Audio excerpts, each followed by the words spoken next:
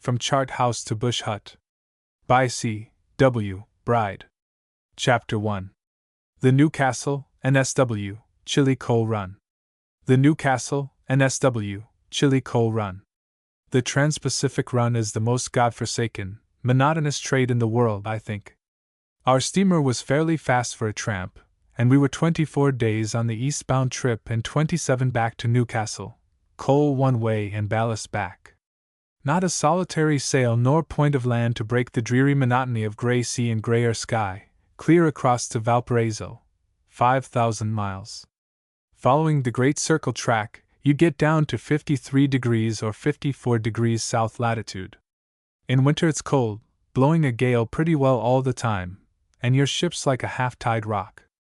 In summer pretty much the same conditions prevail, with fog added.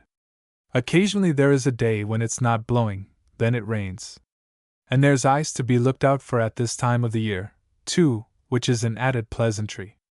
Sweeping up on the Great Circle for Valparaiso, you close in gradually with the Chilean coast, the first land sighted being usually the rocky highlands round Curamilla Point, the high sierras of the Andes being obscured by mist most times. Occasionally one gets a glimpse of noble Aconcagua, the mighty 26,000 feet Andean giant. I shall never forget my first sight of it. It was about 6 p.m., and we were then about 260 miles from the mountain. The sun was setting. All at once there appeared on the starboard bow a huge irregular truncated cone in the heavens, enlarged by refraction to an incredible size. It was a deep rose red, and every crevasse, ledge and spur was penciled with distinctness. Talk about awe-inspiring grandeur and beauty! Every man-jack in the ship turned out to gaze and gaze while it slowly faded, and then, suddenly, puff! Like a candle blown out, it was gone. On arriving at Valparaiso you moor to buoys, in about 30 fathoms of water. Instantly a horde of coaly pirates, who look and smell as if they never washed, swarms aboard and starts to cast adrift all your carefully prepared cargo gear, and alter it to suit themselves. You try and explain that "Tc ropi no bueno air," and are thereupon informed, "Usted no sabe nada pilote," or something like that, so you give way. Big lighters bump all the paint off alongside. Work goes on night and day, and in less than a week the coal is all out, and away you wallow to sea again. No chance of going ashore. Officers and engineers have to be here, there, and everywhere, for the lumpers pinch worse than, well, worse than the mate of a ship moored near a government dockyard, and that's saying something. They make a trade, too, out of bringing aboard bottles of the awful muck the lower-class Chileno delights in, such as Cass Sash, Potato Cana, etc., one glass of which makes a man see snakes for a week. I really think some sailors would guzzle kerosene out of a whiskey bottle. Anyhow, you're glad to get to sea for a rest. Then the long dreary run of 7,000 miles back, along the parallel, starts. Nothing to see, nothing to break the awful monotony, till you strike the Australian coast again, Newcastle, for more coal. You arrive on Wednesday night. Sure of a Sunday this time, you think. Vain hope. A boat comes alongside about 11 p.m., ship at anchor in the stream. Ready for fumigation, mister? Oh! You think, but don't say, for the officials can make things extremely unpleasant for you if they like. So it's, turn out, men, and get the stuff aboard. 5 barrels of sulfur, and about 400 little tin dishes to put it in. Ladle the sulfur in, each dish half full, and pass it below. A lick of methylated spirits in each, a match, and the choking blue reek rises. On hatches! And batten well down, plug the ventilators, and then damn well go and camp on a stage slung over the bows, for nowhere else will you escape the caustic fumes. Sleep? I like to hear you. We've been getting cargo gear ready at sea this day, and will be all day tomorrow again, and no sleep this blessed night. Can you wonder at the men going on the drunk? My personal sympathy is with them, but I daren't show it, or I'd lose my job, get no reference from the skipper likely, and be ruined. We spend the night coughing, choking and cursing, and about 8 a.m., Thursday, orders come to go alongside in the basin. We go, and it's pandemonium let loose. The muffled roar of coal dropping in tons, clang of trimmers' shovels, hoarse shouts, stamping and crashings, with an occasional spasmodic clattering winch by way of variety. All hands are on the beer ashore, and won't show up till Saturday at earliest. That leaves 3 officers and 2 apprentice boys to handle the ship, shift back and forth every half hour or so, take stores aboard, put on tween-deck beams and hatches as required, and attend to the multifarious jobs connected with being in port. There isn't an earthly chance of going ashore further than the fruit shop over the way, especially for the mate, who has to be there all the time. Finally, the truth slowly comes home to you that you will be finished on Saturday night, 8,000 tons of cargo and bunkers in 3 days. At 7 p.m. on Saturday down comes the Navigation Department's inspector, with his hydrometer, to watch you finish. 8.30, and she's nearly down. You watch the marks closely, the inspector, grimly impassive, giving you no assistance. "Can I put another truck in, sir?" I ask. "You're loading her, mister, not me," is his discouraging reply. You test the water with your hydrometer. Ah, brackish. She'll stand it. So. Another?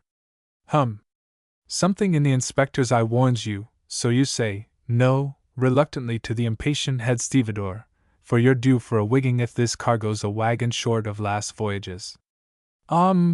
Says Mr. Inspector musingly. "If you'd put that aboard, mister, I'd have made you dig it out again. Helpful." I had that sort of thing to put up with from the same man 7 voyages running. I used to pass watches at sea comforting myself with dreams of punching his head, and trying to think of some way of upsetting him. No go. All the annoying power possible was his. At 9.30 the head stevedore reports the cargo all trimmed down. Tides at 11.0. Right. You go to turn out all hands and find them dead-o. After much shaking, you manage to get 4 more or less fit for duty, albeit sorehead and groggy on their pins, so you make a start getting hatch beams on. Fore and main hatch ironwork is in place, when the skipper and pilot hurry aboard. "Single up, Mr. Senex." Aye, sir." Sotto voce. "God's curse to this infernal life." Then, with a roar, "Break off there, and stand by fore and aft." Just singled up, when a sound like a mill wheel is heard, and Brown's old bungaree comes alongside and makes fast. "Let go fore and aft!" And away we go with a dismal shriek from the steam whistle, which, with water in the pipe, makes a snarling sound aptly expressive of our own feelings. There's a lop of a sea outside the breakwaters, and the 5 derricks we still have up sway dangerously, to say nothing of the funnel, the guys of which are yet adrift. However, we drop anchor outside and all hands spend the night very pleasantly till nearly daybreak, securing gear, sorting out hatch covers and getting them on, setting up backstays, and so on. A short spell of broken sleep, then, at 8:30 a.m. on this restful Sunday we finish clearing up the decks and wash down. Skipper comes aboard at noon, with all his papers in order. A hurried lunch, last letters handed to the agent's clerk, farewell. Up anchor, and so away again to sea, for a rest. Thus it goes on, voyage after voyage the same. I had 9 trips to Valparaiso and back, and it nearly broke both health and heart before I managed to cut the bonds and free myself from such slavery. The owners gave me £10 a month as mate, and no overtime for any of us, till we kicked like hell and threatened to go on strike. Then we got 1/ an hour. And were looked on as mutinous. A nightmare of a life. And though things are better now, I believe, than they were in my day, still it's past and done with for me, thank God. Chapter 2. One night in Port Jackson.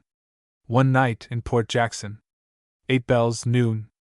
Our steamer, 26 days out from Talcahuano, lurched and rolled under the rapidly expiring influence of the snorting sou'easter which had dogged us all the way across the Pacific. Ahead, clear-cut and blue in the rain-washed atmosphere, a stretch of the New South Wales coast. A point on the port bow, a little white finger pointing upward. Sydney! The very thought of the place warmed our hearts with visions of the rest, beer, girls, picture palaces, newspapers and so forth, according to the particular bent of the individual seaman.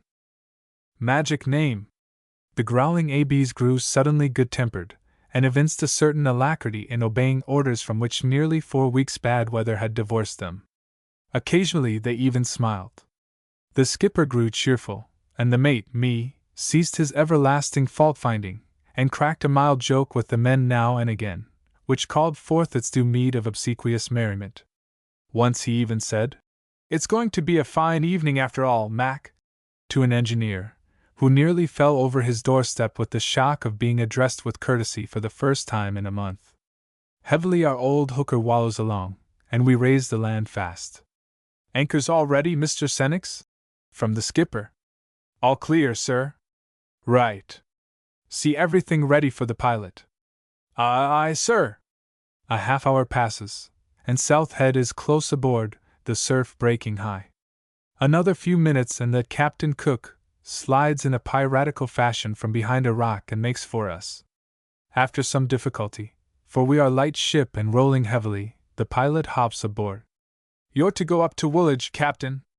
The dry dock's all ready for you. Full ahead, please. Port a bit." And we make for Watson's Bay. A little maneuvering then. "Stand by your anchor." "Let go!" And away goes the mud hook with a roar and a cloud of rust dust. In another few minutes a smart launch comes alongside, and the port medical officer mounts the side ladder, slowly and majestically, as befits his official dignity. He's a broth of a boy all right, the biggest man I ever saw, I think. He looked about 8 feet, and built in proportion. His boots would have made a London policeman green with envy, and he had a fist like a boxing glove. Big as he was, the suit he had on that day was too large, and hung on him like a purser's shirt on a handspike. A sport, though, he took the rather audibly expressed surprise his appearance created in the mustard lines of the crew in good part, and proceeded to examine us for smallpox symptoms.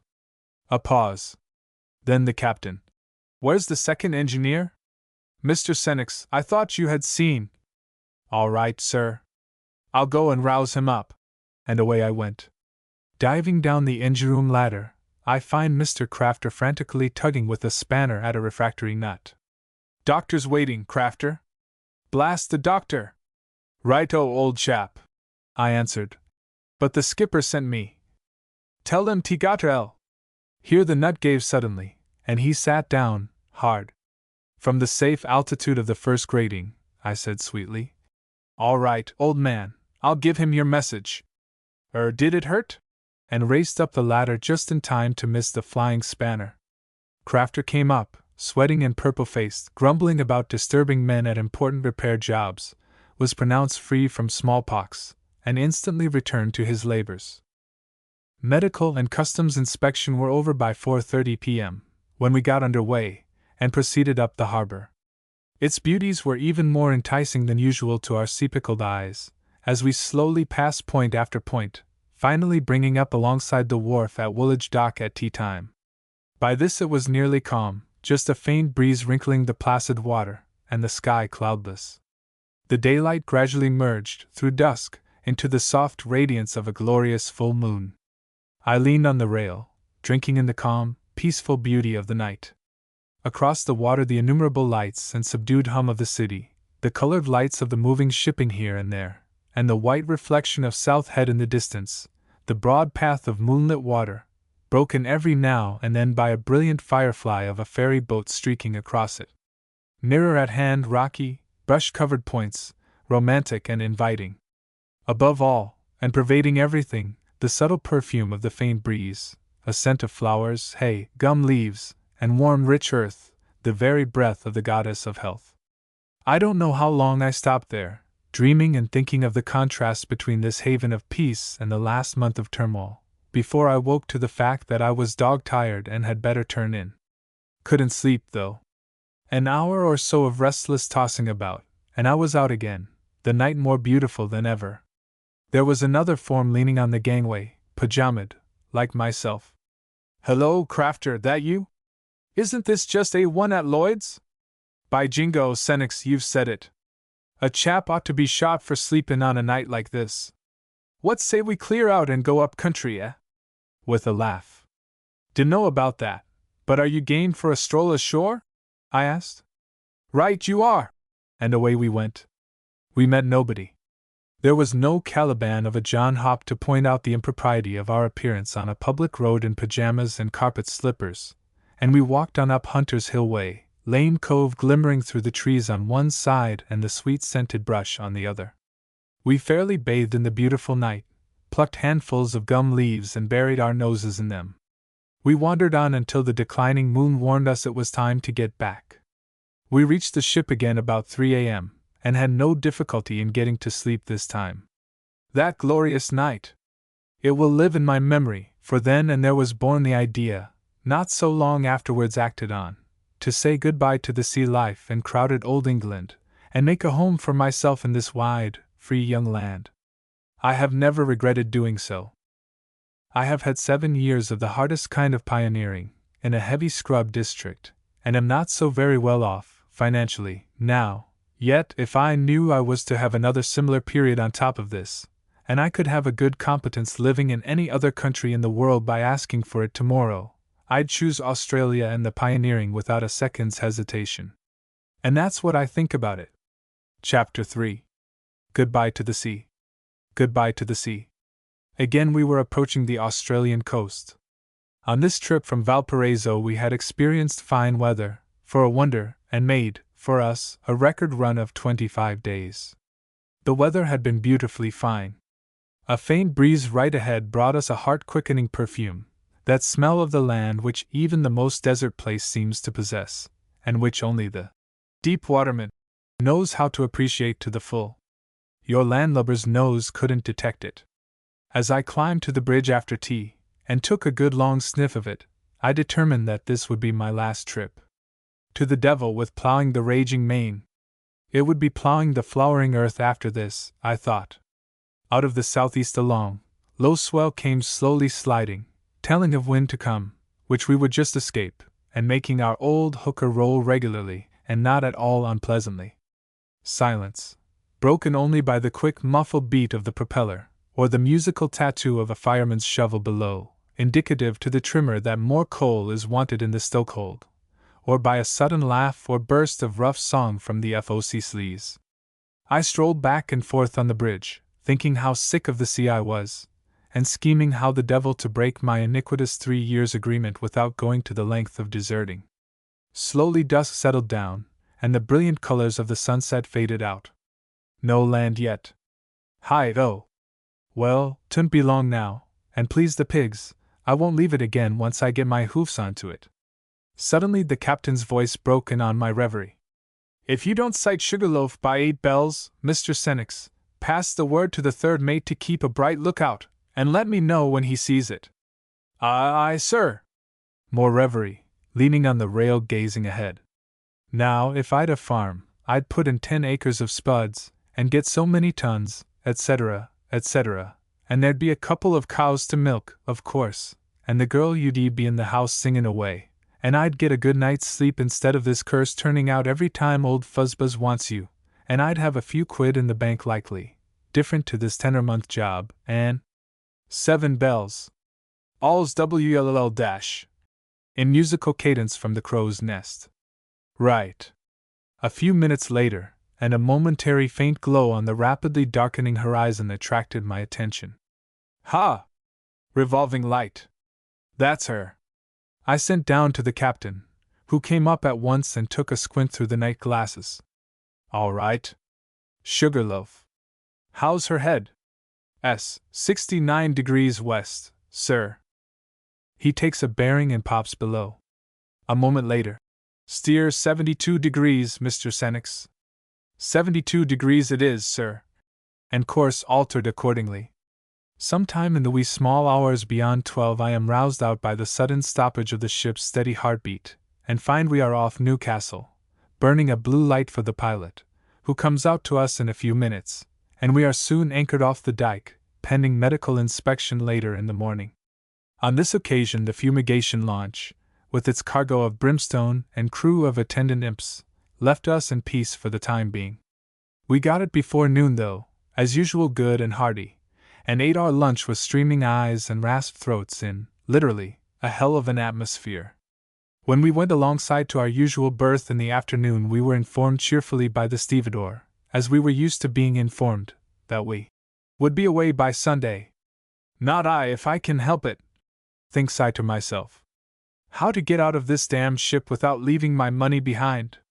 First I packed up all my gear, got the customs to examine and pass it, engaged a launch to come alongside at a time when I reckoned the skipper would be uptown, had the chests taken right up to the railway station, and consigned to Brisbane forthwith, to be left till called for.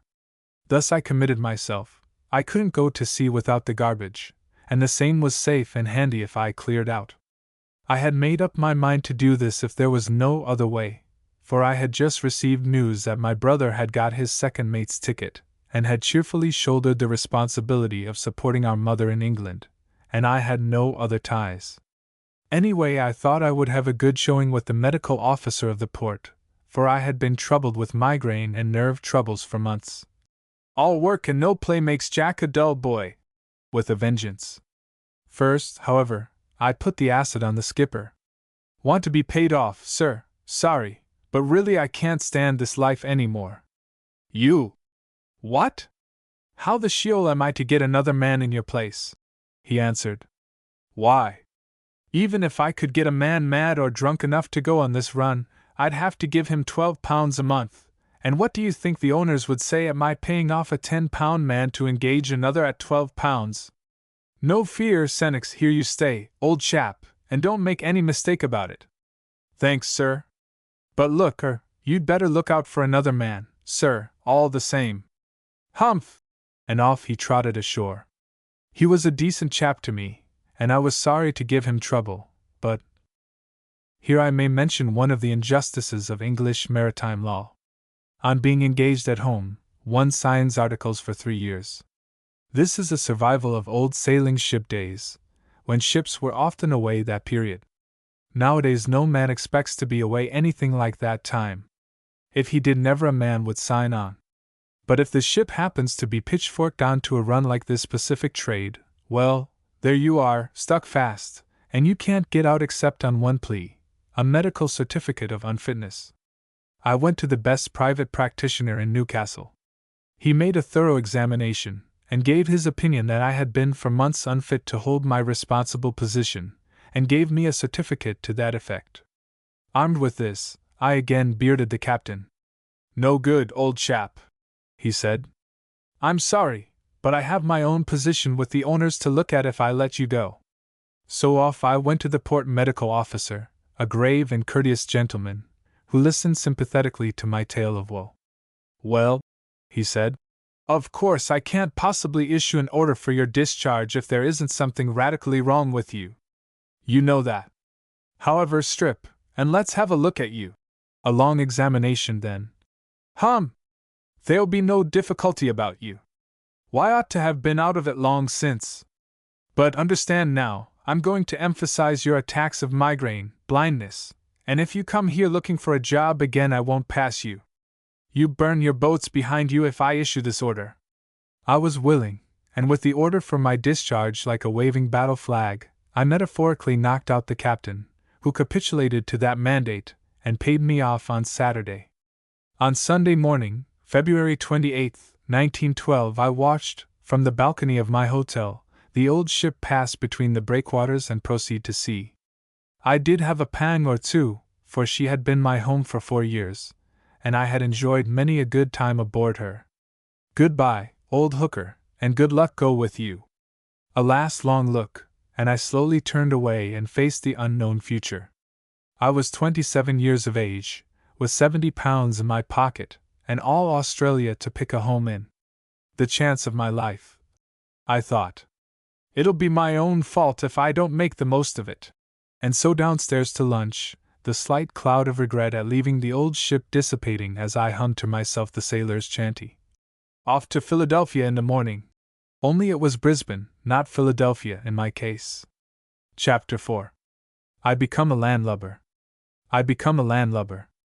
When I was a brass-bound apprentice on a windjammer, aged 16, I visited Melbourne on my first voyage, and became acquainted with the young lady who now enjoys the honor of being Mrs.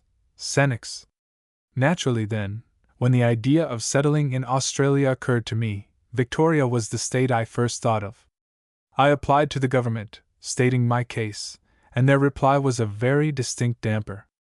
Regarded in the light of a hint not to come, it was a verbal brutality. The amount you mention is utterly inadequate to make a start in Victoria, and we should not advise you to leave your present employment until something more certain and easy eventuates. A distinct, tight barnacle flavor about it altogether.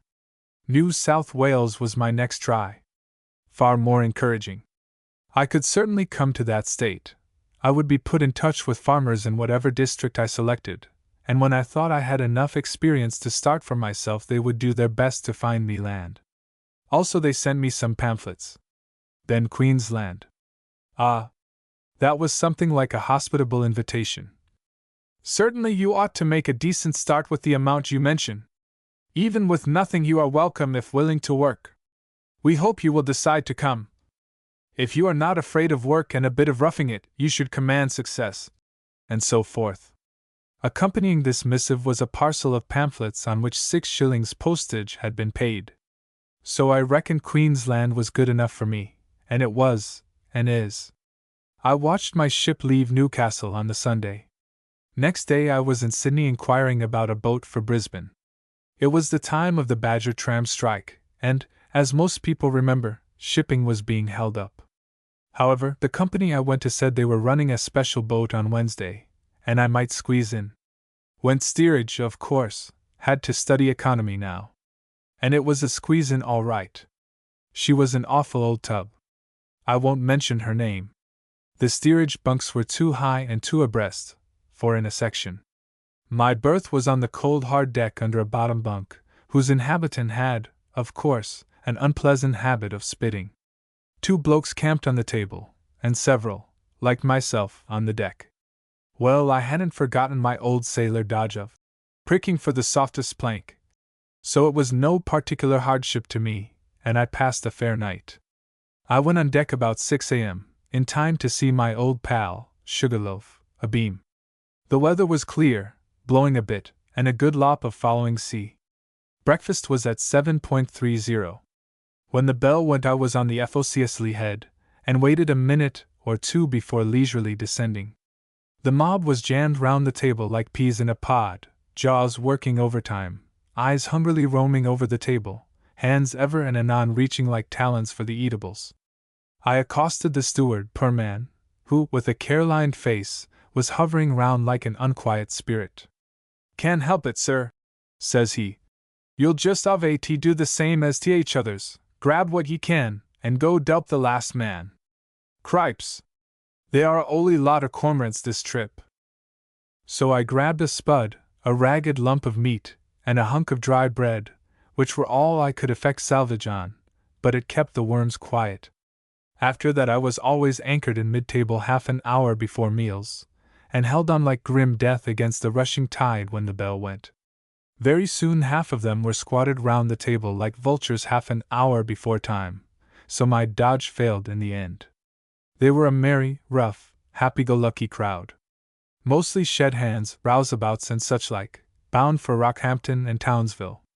They soon jerried that, if I was a pretty smart seaman, I was also an extremely raw new chum, and the old Goanna farm tale was sprung off on me with enthusiasm. I didn't know what a blooming goanna was. I was also advised to keep my eye open for a few likely-looking emus when I got settled, as there was good money in their plumes. I got a bit suspicious of 50-foot carpet snakes, but swallowed cannibal blacks and crocodiles in the Atherton scrub. North of Townsville, I was informed, it rained for 9 months, and then the rainy season started. I caused a good deal of amusement all right, and the roars of laughter might have been heard all over the ship when I mentioned casually that I had some heavy blocks ashore in my baggage, with a view to hauling down scrub timber. N.B. The blocks were stolen from my ship, but as I originally stole them from the Standard Oil Company's wharf in New York, I reckon I'd a proprietary right to them. You'll find the mate of the average tramp an accomplished pincher. He's got to be, the way owners cut requisition lists. They inquired if I had any idea what scrub was like. I said, "No, but I supposed it was just ordinary trees." More merriment. It was late in the evening when we arrived in Brisbane. I got ashore at once, and chartered a cabby to take me to some decent place to camp. He did, and charged me 5 shillings for a 5 minutes' journey to that fine caravanserai, the People's Palace. Next morning I was early at Roma Street Station, inquiring for my traps from Newcastle. They hadn't arrived, and wouldn't do so for a week or more. Congestion at Walangara. Bestowing my blessing on the railway department, I strolled down to the Land's office, and interviewed the gentleman with whom I had corresponded aboard ship. Let me pay a tribute to his courteous urbanity, and the patience with which he answered the innumerable questions I was inspired with. Yes, Mr. Senex, Queensland has good soil, it is suitable for growing potatoes. Yes, it is possible to go dairying in the state. Orchards? Oh, yes. Fruit grows here. And so on. How he must have laughed when the brand new, fresh minted, new chum left him. Well, I learned that among the earthly paradises abounding in Queensland, the district of Atherton was, for climate, scenery, and general farming purposes, the nearest approach to heaven in the state. I could do anything there, grow my beloved spuds, my dad was Irish, by the way, or dairy, run an orchard, or raise chooks. In fact, the trouble was not so much what to grow as what not to raise, in case of swamping the market, off 20 acres. Of course it was Atherton for me after that, you bet. Couldn't get there quick enough. I found time, though, to worry the Department of Agriculture a bit, and I have no doubt they were very delighted to see the last of the infernal bore who wanted to know, you know, and wouldn't be satisfied with the assurance that Atherton was a good place. Yes, but, said the bore, have you ever been there? And when they said, no, the bore opined that they couldn't know so very much about the place after all, and doubtless caused secret fist-shakings behind his unconscious back. One brilliant gentleman told me he'd give me a half-fare concession to visit Gatton College next day, and, in the joy of getting something for nearly nothing, I forgot to worry them any more. The other gentleman probably stood him a drink that afternoon. I thoroughly enjoyed that trip, and it was queer to think that at Gatton I was further away from the sea than I had ever been since I was born, and I don't think I bored the college people. I was such a palpable newie, with such an eager interest in everything and so easily entertained. I caused one of the principals a heart-throb, though, when he turned round and caught me clambering over the fence en route to pat old Speck, one of the savagest bulls in Queensland, I think, standing treacherously quiet on the other side. I was hauled back by the neck, while Speck boomed his disappointment and pawed up the earth in showers. I would have liked to have stayed there a week, admiring the beautiful, sleek cattle and dropsical pigs, snoring in bloated contentment, but the setting sun and the 8 p.m. train took me back to Brisbane. I went to the Land's office next day and worried them some more. They gave me a railway concession as far as Gladstone, and I left, staggering under a pile of maps, plans, and pamphlets, which I afterwards conscientiously waded through and finally used for papering the walls of my bush humpy to keep the drafts out. About 9 p.m. that evening I boarded the Gladstone mail train, and found myself one of a herd of mails penned up in a bare wooden 3-in-1 dog box of a carriage, with a moldy odor of mildew, sulfur, and antediluvian Florida cabejos hanging about it. A short wait, a long whistle, a jarring jerk or two, and we slowly rumbled out of Brisbane into the moonlit country, and into the romantic mystery veiling the unknown life before me. Chapter 5. Northward Ho! Northward Ho! The train appeared to go very much faster than it really did, being rather a narrow-gauge line. Still, fungus didn't grow on the wheels. We stopped at every station, and each stop was hailed by the same inquirer from a half-soused bloke in our pen. Say, Gigard, the Shach North Piony? When we got there he refused to believe it, saying he didn't recognize the place. Guard whistled, waited for the engine's answering toot, then hauled the beery one out by the scruff of the neck, jumped aboard, and left him squatting on the gravel. The press eased at every halt, until finally there were only half a dozen of us left. I amused myself for a while gazing at the countryside lying calm and peaceful in the moonlight, as we rattled along. Then, just as I was thinking about 40 winks, up spoke an old chap in one corner, grey-bearded, sunburnt, and attired in dungarees, grey woolen shirt and patched coat. Look, blokes!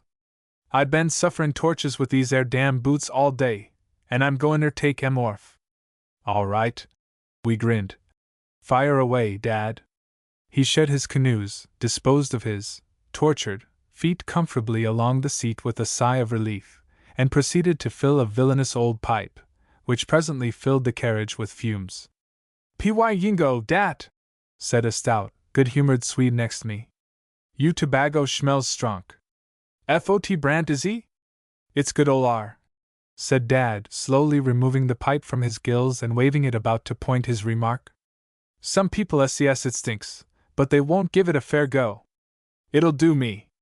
Smoke's good, and only 'bout 'alf the price of the other stuff, and grown and manufactured right 'ere in the country. I likes it all right." I asked him for a pipeful to try, and he shoved a plug across.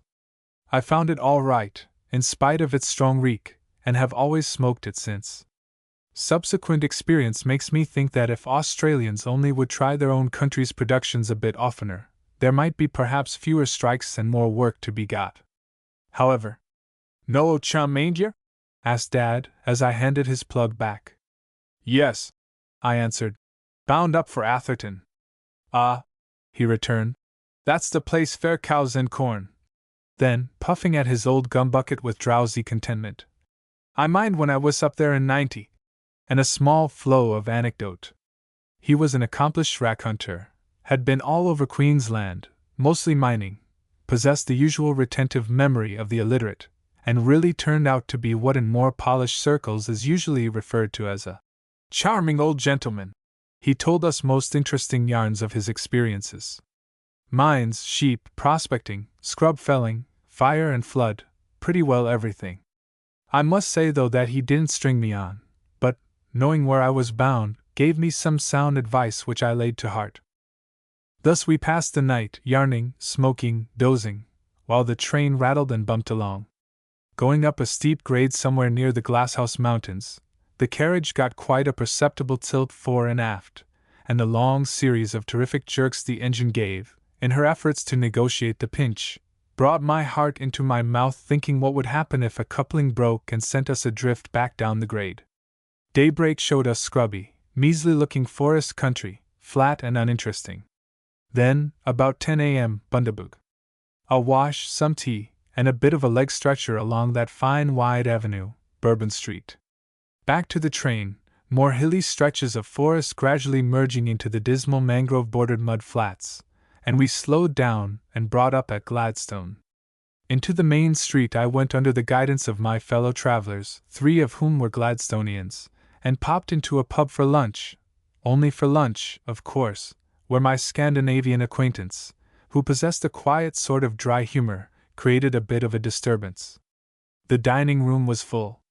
Soup was served, the hostess, distinctly an Irish woman, personally attending to us. Olaf smelt his soup, made a face, cascaded the liquid with his spoon, and generally made it apparent that something was wrong. The hostess, with the danger signal flying in her cheeks and all the room's attention attracted, bore down on us. "And is the soup not to your liking, sir?" "Vell, ma'am," said Olaf. "Do you know Fot dey gall dis stuff in my country? And what would they be after calling the good soup in your country?" with terrific emphasis. "Soup, ma'am," said he quietly, and went on drinking it with gusto, for it was good. Not quite in the best of good taste, perhaps, but the roar of laughter was good to hear, and the hostess joined in with a good-humored, "Gwan would ye, why heathen?" Lunch over, we boarded the train again for the 10 minutes run to the long curve of wharf where the AUSN boat was lying. A few minutes bustling confusion, whilst we burrowed in the heap of baggage for our personal belongings, and I superintended the embarkation of my chests, which had miraculously turned up from Walangara the previous afternoon. Then myself, Olaf and old Dad boarded the steamer. They were bound for Townsville. Half an hour sufficed to get the mail bags and some odds and ends of freight aboard, then again I heard the old familiar orders. "Single up!" "Let go aft!" etc., and felt quite out of it because it had nothing to do with me. Away we went down the harbor, and bore up towards Mackay as the sun slowly sank behind the landward hills. It was a fine night, and after tea I spent a good while promenading the poop, watching the dim shapes of the points of land coming abeam and passing in slow procession astern. I built many castles in the air, and I smile as I think how many fortunes I made between Brisbane and Cairns. But wouldn't life be a dreary business if a bloke didn't let his thoughts take wing occasionally, and let him forget the monotonous grind of daily routine? Hello! 6 bells. A musical call from the lookout, the staccato answer from the bridge, and I went below, tumbled into a sufficiently comfortable bunk and knew no more until the morning. Chapter 6. The Promised Land. The Promised Land. I thought Townsville the hottest place I'd ever struck. I hadn't at that time experienced a summer north wind in Melbourne. That pleasure was reserved for the week I spent down south when I got married, and caught myself finding points of similarity between it and Aden, rather unfairly though, for later on I found Townsville to be not too bad at all. Also there are a lot more trees and green stuff than one would suppose, looking at the place from seaward. On arrival we transshipped into another little steamer running up to Cairns. Had time for a run round town, and a raid on a fruit store, then all aboard. And away we went, rushing frantically north at the furious speed of 9 knots. For a wonder our tub arrived in fairly decent time in Cairns, 6 a.m. to be precise, and I had to fly round to collect my gear, and get up to the station in time for the 7 a.m. Atherton train. I only got a fleeting glimpse of Cairns on this occasion, but subsequent visits gave me the impression of a rather warm but very pretty little town, with wide, well-cared-for streets, some fine buildings, plenty of splendid old shady trees, and innumerable gardens in a riot of tropical color. The mosquitoes are a bit hot though. Our train, after passing through some swampy-looking, flat, scrubby country, got into a teeming tropical wilderness of green. Houses embosomed among coconut palms and mango trees, cane fields, banana and pineapple plantations lined the railway on both sides. Pity though, as I found afterwards, that such a large Chinese element is settled hereabout. The heathen shouldn't have so much of such a brilliant, beautiful paradise. After leaving Freshwater, the line starts to ascend. You look ahead, and see the high range, with a huge cleft in it, up which the line goes, the barren gorge. Here and there landslides disclose the rich red soil, contrasting vividly with the lavish tropical green clothing every foot of ground. The grade becomes steeper, and the panting engine seems to have all her work cut out. Higher and higher, past a brilliant jungle of wild mangoes, bananas, ferns, figs and strange beautiful flowers. Now the great cliff towers hundreds of feet over our heads, and on the other side is a sheer drop of more hundreds into the brawling torrent below. Soon the tunnels start, 11, I think it is, in quick succession. The first voyagers along this line, I of course, being one, stop out on the platform. The sophisticated stay inside and close doors and windows. We soon learn why, for in each tunnel we outsiders are subjected to a machine gun fire of hot cinders and flue from puffing billy ahead. However, the glimpses of the gorge, cairns and the sea, 'tween tunnels, are well worth getting smutty for. Now the tunnels are left behind at an elbow of the gorge, and the view from here is really magnificent. You must be 600 or 700 feet above the river bed, and can view its sinuous course to the sea, through the rich cultivated lands below, all bathed in the brilliant sunshine. That white cluster is part of Cairns, and the huge blue plain of sea makes a background to a picture hard to beat. There are several places between this point and the falls, where, provided one is not a lady, one could lean out and spit 700 feet into the river, if you felt so inclined or your pipe turned dog on you. On the other side of the train a chaotic waste of huge gray boulders, up, until you rick your neck looking to see how high they do extend. Still the prolific vegetation, with different types appearing now. The other side of the gorge from the river level to summit, and right and left as far as you can see, is one unbroken, close-packed mass of timber of a rather somber sage-green foliage. Miles upon miles of it, and still we import timber into this benighted country. When will we get sense enough to hang instantly anyone describing himself as an importer? We cross several spiderweb-looking trestle bridges, then pass the lovely little Stony Creek Falls, streaming like a white lace curtain into a limpid pool below, and so close to the train that after a heavy rain storm the spray wets the carriages. A very sharp curve, past Red Bluff, where the big landslide occurred some years ago, another curve back, and we are in the upper gorge. Instantly a distinct drop in temperature is apparent, and a cool, refreshing breeze fans the heated brow. A few minutes more brings us to the Barren Falls, so close that seemingly one could jump from the carriage into the place where the falling water ought to be, and is, in flood time only. Ordinarily the falls are disappointing. All you see is a long, broad slide of blue-gray, water-polished rock, going almost sheer down some 750 feet or so, with a few comparative trickles flowing down. See it in flood, though, in the early months of the year, and nothing could be grander or more imposing. The train fairly rocks to the earth-shaking crash of the mighty mass of water. The noise is literally stunning. We are on the tableland now, level country more or less right through to Atherton. From Coranda on it is somewhat monotonous forest country, until after passing Rocky Creek I espied a cultivated plain, with a gray wall of high timber, close, compact, apparently impenetrable, the scrublands at last. My heart bounded as I looked at it. I had been told of its enormous timber, with gruesome tales of accident and mischance falling it. When you chop trees from a springboard, I had been informed, you had one foot in the grave, and the other on an orange peel. But it was so new and enchanting to me. I wanted to get at it now. At once. We were presently in the maize country. It looked beautiful. Miles of waving, dark green, tasseled corn just cobbying. Past Tolga, then a short 10 minutes run, and Atherton at last about 1 o'clock. I bolted some lunch, then, with a map of the district I wanted to see first under my arm, dived into the local lands office. I want to see this place, please. How do I get to it? Oh, yes. Not a bad district. Bit far out, but perhaps it is the nearest to the railway at present. Well, the Malanda train leaves at 3 p.m. Inquire for John Rayner at your station. He'll show you round. Oh, good. I can get to my station tonight easy? Yes, there's a pub there. Just come up. Only arrived this morning. Oh, well, glad to see you, and we hope you'll stop up here. Anything we can do for you, you know. Thanks. I'll remember. Good day. And away I went. 3 o'clock couldn't come quick enough. Into the train.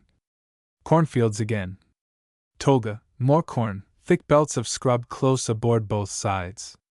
Then grass paddocks, with cattle knee-deep in the rich herbage, gazing at us with round-eyed nonchalance as we rattled by.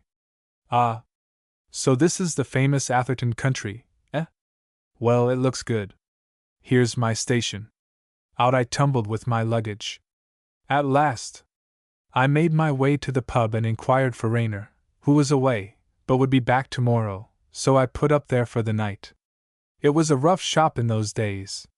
Some timber cutters and teamsters were in town, one pub and the station, and most of them were half seas over. Consequently, it was about 1 a.m. when I got to sleep.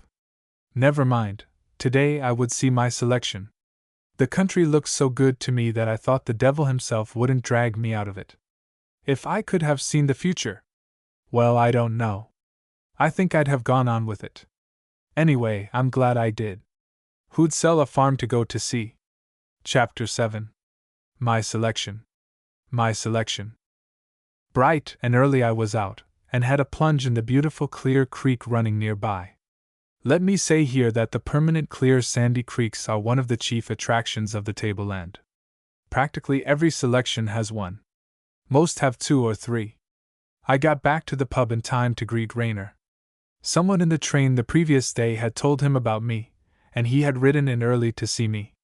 He was a tall, dark, stoutish man, good humor writ large over his rather weather-beaten face. He was clean-shaved, save for a scrubbing brush under the nose, and was somewhat untidily dressed in the prevailing style of gray flannel and dungarees.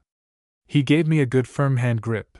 I loathe your bloke who tenders you a limp lump of dough. Cheero, bloke, says he. I believe you're going to settle out 'ere? His voice was very high-pitched, and he spoke with a drawl. Yes, I said. That's if I can get a block. You'll have no difficulty, he answered. There's whipso blocks out back o' my place, and why ought to find one to suit. How about 48? I asked. This was one I had picked on, when poring over the multitudinous plans and descriptions I got in Brisbane. It's a goodie, he said. I reckon about the best one left for soil and handiness, but there ain't no mill timber on it. Oh, blow the timber! I want a block of land. That's the sort, he replied. Well, look. I can't go out with you today, but you go right out to Liston's place. Ye can't miss the way, just follow the wheel tracks. Why oughter get there by 1 o'clock, and you'll find a bloke there called Terry O'Gorman. He'll put you right. His block's next 48. Good, thanks, I answered. Comin' in to breakfast? As the bell went. We went in, and during the meal he gave me a lot of information about the district and my future neighbors. He gave me the impression of being a quiet, shrewd, straight sort of a fellow. Breakfast over, Rayner bade me a cheery goodbye, and I prepared for the tramp.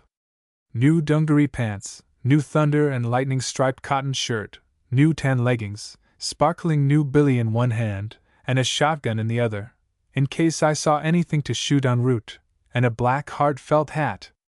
Verily a verdant green among new chums. The folks at the pub all came out on the veranda to see me off. I thought, English fashion, they were good simple people, and kind to give me a send-off. Oh Lord! I was the simpleton, and they were enjoying the joke. By the way, a week's sojourn here thoroughly eliminated that superior feeling, much to my benefit. In this new life the people were all my superiors, and I mighty soon recognized it. Off I set. The track led through open forest, skirting the scrub, and if there was ever a better imitation of a switchback, I want to know. Up and down, mile after mile, until I, unused to such toil, was nearly worn out. However, I came at last to a clear pocket, where the road branched. Ha! I thought. Rayner said it was only 1.5 miles from here. And, turning to the right, entered the scrub. The track was only about 16 feet wide, cut nearly straight. On either hand the impenetrable jungle of prickly undergrowth, and close-packed huge trees towering 100 feet or more overhead, shutting out the sunlight. It was beautifully cool, but the road, dry hitherto, was now very muddy, and I trudged on ankle-deep, 3 steps forward and 1 back. Half an hour of this, then suddenly, like a door opening, I was out of the scrub, with a big grass clearing either side of the road, and several little houses in sight. The second was Liston's, and I reached it in a few minutes. A rosy-cheeked woman, with several fine sturdy youngsters standing shyly behind her, greeted me. "You'll be Mr. Senex? My name's Liston. Mr. O'Gorman'll be here in a minute. He's just up the paddock with Dad. Come in, I'm sure you're dyin' for a drink o' tea." I just was. I think that tea and homemade bread and butter were the sweetest things I ever tasted. The house was built of rough split timber, adze slab floor, iron roof, with an open fireplace and big, colonial, oven taking up all one end. Though so rough, it was spotlessly clean, and woman's hand, with a little drapery, a few framed prints and knickknacks, had made it look comfortable and homely, as no mere man ever could. While I was enjoying my tea I heard a snort outside, and presently the house quivered perceptibly. I looked up in some surprise. "It's all right," laughed Mrs. Liston. "It's only old Biddy scratching herself. Come here, Bid!" I stared, thinking it queer that one lady should so openly speak of another's little idiosyncrasy, until I saw a horned head appear in the doorway, and I knew Biddy for the family's pet cow. The laughing children swarmed over her, to show me how quiet she was, climbed on her back, hung round her neck, gave her crusts, and so on, the cow taking it all quietly, licking her nose with about a yard of raspy tongue, and looking at the kids with a calm eye like a benevolent old grandmother. Truly a domesticated animal. Presently Dad and O'Gorman came home. Dad was a tall, thin, sinewy man, with sandy hair and mustache, his tanned face making the blue eyes look strangely piercing. Very Scotch and very quiet, and, like all pioneers with wife and family dependent on their exertions, with many worry-graven lines on his forehead. Behind him was a large, merry, red face, like a harvest moon, ornamented by a drooping yellow mustache and a broad grin. Surely, I thought, this must be the home of good-tempered men, and this O'Gorman is the happiest-looking bloke I've seen in years. He was over 6 feet, strongly built, active, and like Rayner, his chum, had that sunny nature that nothing ever seems to put out. They welcomed me warmly, and, after a little talk, told me it was too late to go out to my fancy for a block that day, but I could stop there overnight, and go out next day. Meanwhile I could come up into the bush, and watch the men chop scrub. They had a bite, then took their axes, and I went with them to where they were chopping. It had been brushed, undergrowth chopped down, and didn't look too bad. I eagerly watched them, fingers itching to get hold of an axe. It looked easy enough. 1 or 2 trees came down, and I could contain myself no longer. "Let me have a go, Mr. Liston." "All right." He laughed. "Don't cut yourself, though." He stood by me while I bogged in. Half a dozen chops, and they started laughing. The cut, instead of being smooth, like a wedge out of a cheese, looked as if it had been chewed, all steps and stairs, top and bottom. I got wild, chopped harder. The back of the axe hit the top of the cut, and down she slithered, the point going through my boot, making a painful cut. They were much concerned, till they saw it was nothing to worry over. "Never mind, old chap, we all had to learn. You'll have to start with a light 4-pound axe. You'll soon pick up the knack." I said nothing, thinking of the 7¼ pound one the storekeeper in Atherton had rung in on me. I spent the rest of the day wandering round the paddock and cultivation patch. They had plenty of vegetables growing with but little care, save keeping weeds down. After tea we sat round the fire yarning, I giving some of my experiences and telling them of foreign countries I had visited. The kids listened wide-eyed to one who had actually been past Townsville, until the mother packed them off to bed. The night was spent comfortably enough in a bit of an outhouse, though I was disturbed several times by the infernal Biddy, who mistook my blanket for a new kind of fodder. In the morning the kids roused me out early, and I went with the ragged, happy, laughing crowd to see Biddy and her mates milked. This looked easy, too, so of course I, eagerly thirsting for experience, had to try it. I couldn't get a drop, and presently Bid expressed her disapproval by putting her hoof into the bucket. After that I left matters to the juvenile experts. What struck me most about the people up here is their fine independence. They don't make a calling stranger uncomfortable by apologies for their place, ostentatious dusting of seats, etc. You are welcome, as a matter of course, to potluck, or the inevitable tea and cake, and if you don't like it you can go, courteously enough, to the devil, with no more fuss made over the Governor-General than over a passing swaggy. Eager to offer and loath to accept help of any kind, treating mishaps and heartbreaking setbacks with a sort of humorous growling, having a sturdy determination at the back of it to make a do of things. A quiet people, without any of the facilities townsfolk consider essential, doing some of Australia's best work in their quiet way, for a return, during the first few years, that a wage slave would laugh at. O'Gorman took me out after breakfast, and we quickly entered a pad through the dense scrub. Oh, that journey! Steady heavy rain had set in. Every blooming thing in the scrub seemed to have prickles on it, or else a sting, and I soon got scratched to pieces. Dodging a swinging lawyer vine tendril, I ran my face on a stinging tree and was in agony all day. About an hour after this we debouched onto a 12-foot wide muddy track. "This is your main road," said O'Gorman. I said, "Oh, is it?" Took a step forward, and instantly went over my knees in the mud. I struggled out, leaving a boot embalmed 2 feet deep in the process. I cut up a sugar bag and tied this round my foot. We proceeded along the track, painfully crawling along the edges, since it was impossible to negotiate the river of mud that was my road. Deeper and deeper into the heart of the bush we went, the solemn green stillness unbroken save for a few musical bird calls. Muddier and muddier became the track, and lower my heart until I was nearly in danger of treading on it. Finally, panting and exhausted, we reached a big clearing, almost completely overgrown with sarsaparilla bush, inkweed, and wild raspberry. "Ah, here we are," said my guide. This is bronze, next yours. Again I ejaculated. Oh! Is it? We followed a path through the weeds until we came to a dilapidated, mildewy slab hut. We entered, and were met by a dank, musty smell, like a vault, hinting at long absence of human inhabitants. Lizards and spiders flitted here and there on the walls. A black snake shot across the floor and dived through a hole. In the fireplace a rusty billy or two and the gray ashes of a fire dead these 3 years. The rain beat steadily on the roof, leaking through here and there with a dismal plop, and a chill breeze breathed through the numerous chinks between the slabs. It was the apotheosis of misery. Mr. O'Gorman, I bleated, did anyone ever really live here? Of course, he answered. I did, camped here why brawn 6 months. And look, my name's Terry. Blow your mister. I laughed in spite of myself. Righto, Terry. Well, let's go and view my estate. We went down a chain or two further, and hit a fine, clear, rushing creek. On the other bank a dense jungle came down to the water, the edge a tangled mass of lawyer vines climbing halfway up the trees.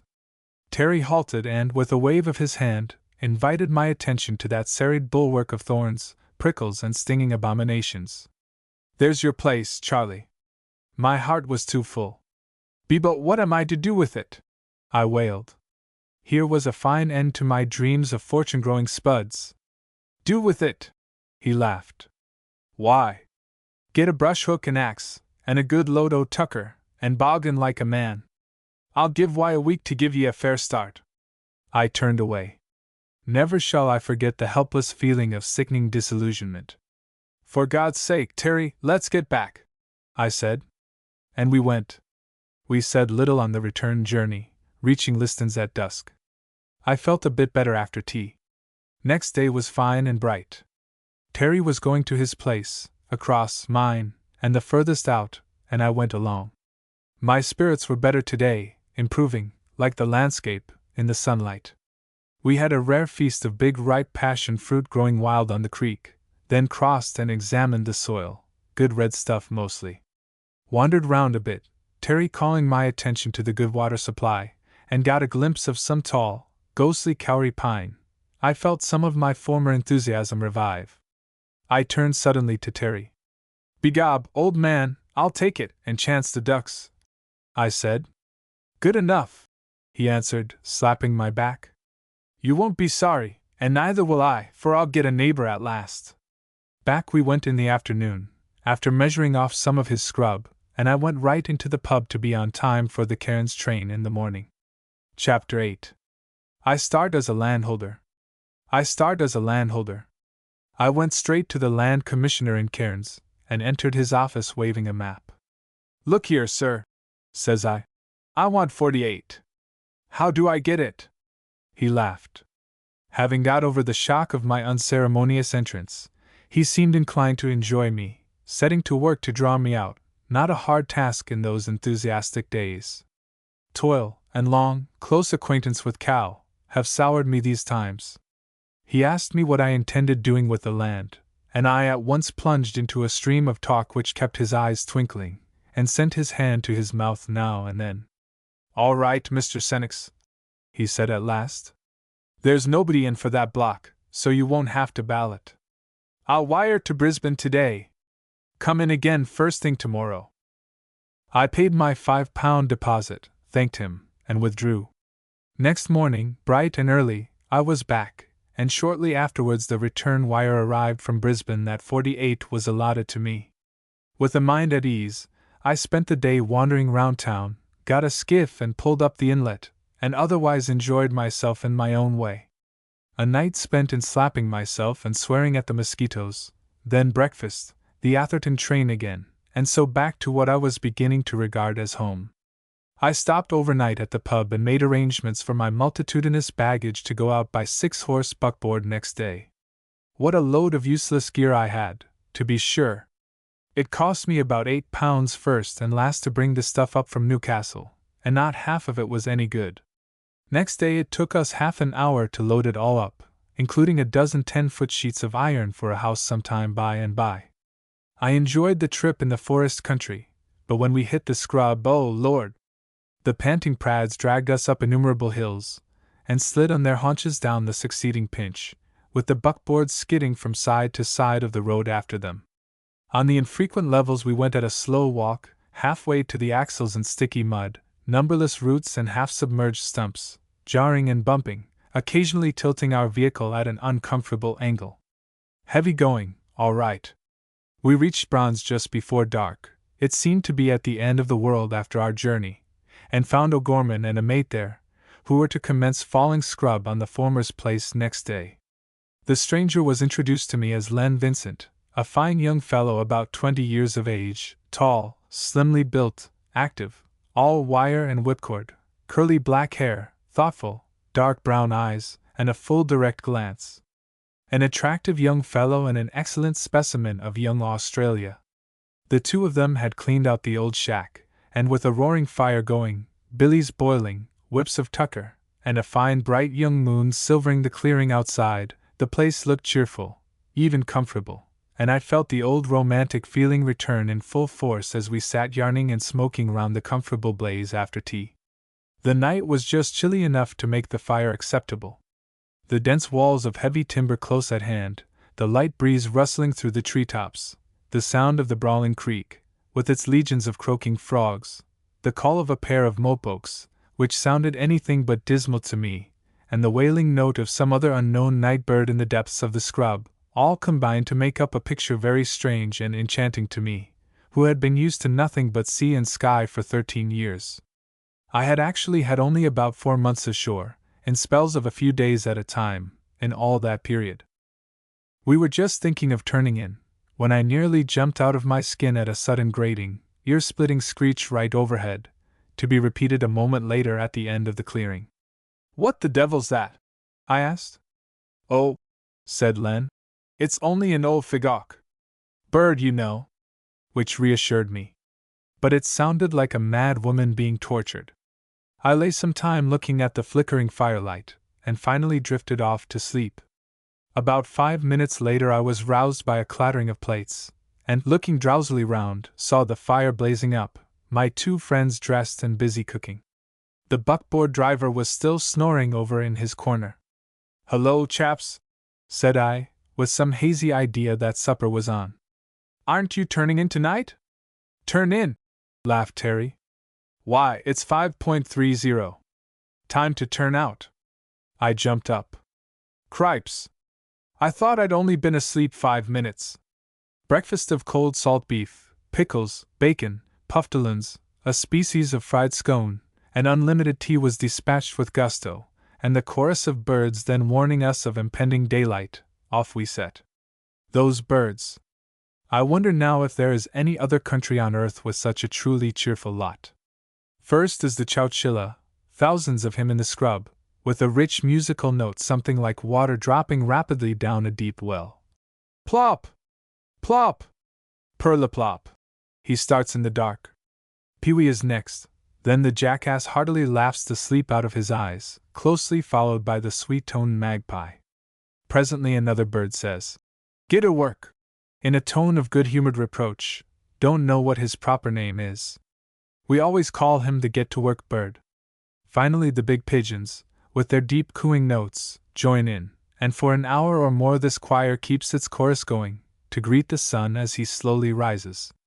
There isn't a note in it that isn't cheerful, but as the district opens up, and the idiot with the gun gets his fine work in, I suppose most of them will depart. I have actually seen fools shooting ibises, on suspicion of their eating fruit and corn and distributing weeds, no less. Not having the sense to see that the bird's long thin curved beak is incapable of negotiating anything but caterpillars, slugs and such like.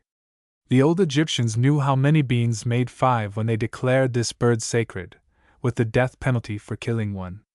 Pity we didn't have some such law now to check the ass with the yard of gas pipe. We three, leaving the buckboard bloke putting his horses in, went across the clearing and through my scrub to Terry's place, getting soaked to the waist en route in the dew-laden grass. It was broad daylight by this time, and Terry was soon swinging, Douglas, pet name for axe, and on Len's introducing me to a brush hook, we got to work on the undergrowth. I don't know what malign imp presides over the brushing department, but no matter where or how you hit anything, it invariably falls on top of you, and every damn thing has spikes on it. Well, the hooks were sharp, work went with a swing, a fresh breeze fanned our heated faces, and when Terry had the billy boiling at noon, his cheery shout of, "She's off, boys!" ringing out through the trees, I ate the salt beef and damper, and jam and damper, with an appetite I hadn't enjoyed for years. A short spell, then work again, and by the time the setting sun said, "Knock off," Len and I had chewed through a couple of acres, and Terry's splintery array of stumps showed that he hadn't been idle. Back to the barn, we rebuilt the fire, shook out our blankets to see no snakes were camped in them, had tea, yarned and smoked a bit, and my heavy eyelids being quite incapable of being kept up longer, we tumbled into our naps, and by 9 o'clock were enjoying the untroubled sleep of healthily tired manhood. Chapter 9. Camp Life. Camp Life. Next day we all set to on my place. I solemnly allowed Terry the honor of cutting the first lawyer bush on it. We found it fairly easy going, and after getting a start, I kept on with the brushing, while the other two commenced falling. They bogged into such good purpose that I had hard work to keep ahead of them, and by sundown there was pretty well an acre brushed and felled, and my heart swelled as I looked at it with a feeling of achievement. I really had made a start. After this my two mates went on working on Terry's place and I on mine, being now fairly well qualified to use a brush hook. We met at meals, and of course at night. I would be working away, not doing too bad, but thinking I was doing double it, when I'd hear Terry's jovial yell, "She's off, boys, she's off!" Then away I would go 20 chains or so to where they were working, to find them just making a start. There's an attractive sort of picnicky atmosphere about these alfresco repasts in the bush. There is the fire in front of us, to be carefully stamped out afterwards, the sooty billy full of tea, with a palatable little tang of wood smoke in it, stands nearby. We, each seated on a bit of bag, or our hat, lean comfortably against the spurs of the handiest tree, the overhanging dense foliage making pleasant shade. In front the fresh fallen scrub sends forth its characteristic pleasant, sweetish smell. If you are on the side of a hill, you catch a glimpse, over your falling, of miles of rolling scrub, a tangle of all shades of green, with perhaps the blue hills in the far background. We have been working hard, and have appetites that many townies, having forgotten what it is like to be naturally, healthily hungry, refer to as savage or voracious. Our digestions might be worth $1 million to the dyspeptic Rockefeller. Ergo, our beef and damper are food of the gods, and the black billy tea is pure nectar. Presently the vacuums, abhorred alike by man and nature, being comfortably filled, we lay back and lazily smoke for a few minutes, watching the white trade clouds sail majestically overhead. The snoring breeze fans our faces refreshingly. There are no mosquitoes in this favored place to worry us. It is good to be alive. Then turn to again with a will, slog away till dusk, and so home to the old barn. If you feel like it, run down to the little flat on the creek, where Braun made a garden long ago, and various vegetables are running wild, holding their own with the weeds in this generous climate. We can always get a pumpkin, cucumber, or some chocos and beans. Then tea, yarn and smoke, perhaps a game of crib, turn in, read a bit, if not too tired, lights out, and a chorus of snores till morning. This is in fine weather, like that first week I spent at the barn.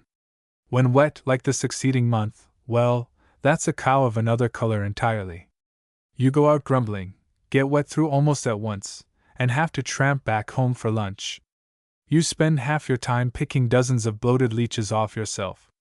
Every rotten log you touch leaves a legacy of microscopic scrubbage parasites on you, which drive you nearly frantic at night, until you bathe yourself in kerosene. The sky is a uniform sheet of gray, the trees become a dismal sage green, half hidden by the gray rain squalls drifting across the clearing. A dank weeping fog settles down 'tween squalls, which drifts in and wets everything.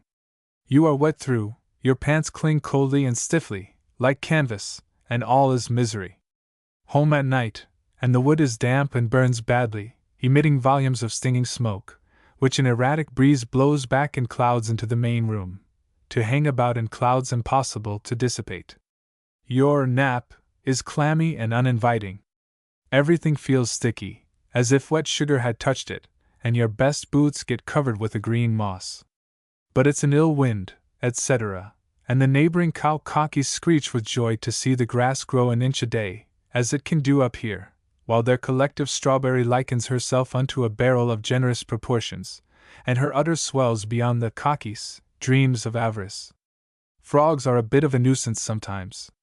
They have a habit of coming into the camp o' nights, and often you wake with a start as something clammy and cold comes plop on your face or chest.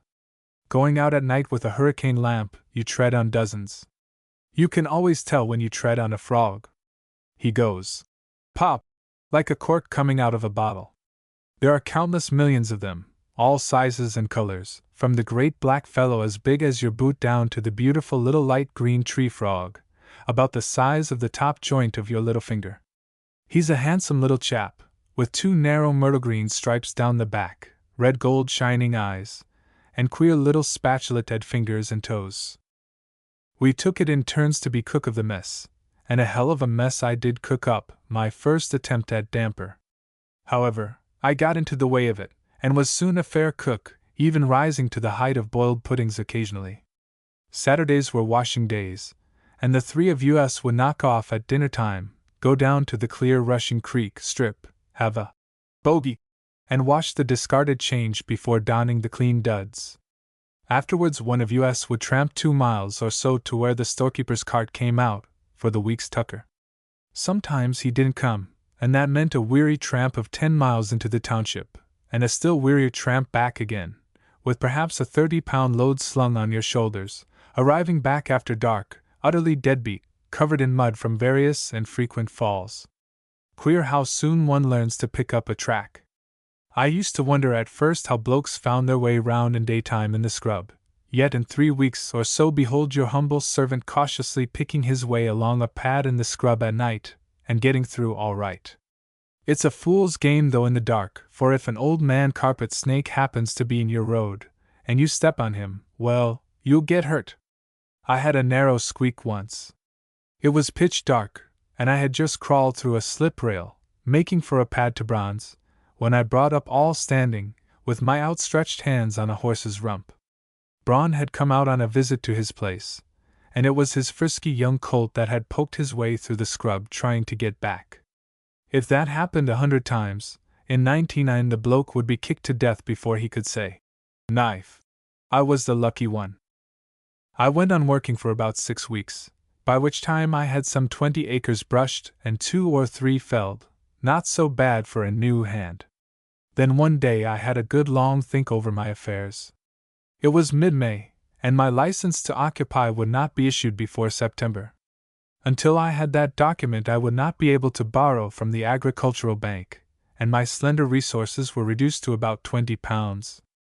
Right here I made one of the biggest mistakes in my life.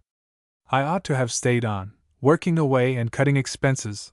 One could live very comfortably on 10 shillings a week those times, then in July gone down to the sugar mills below the range in the Mulgrave Valley, coming back at the end of the year to burn off, with a good check in my pocket, never being more than 20 miles away.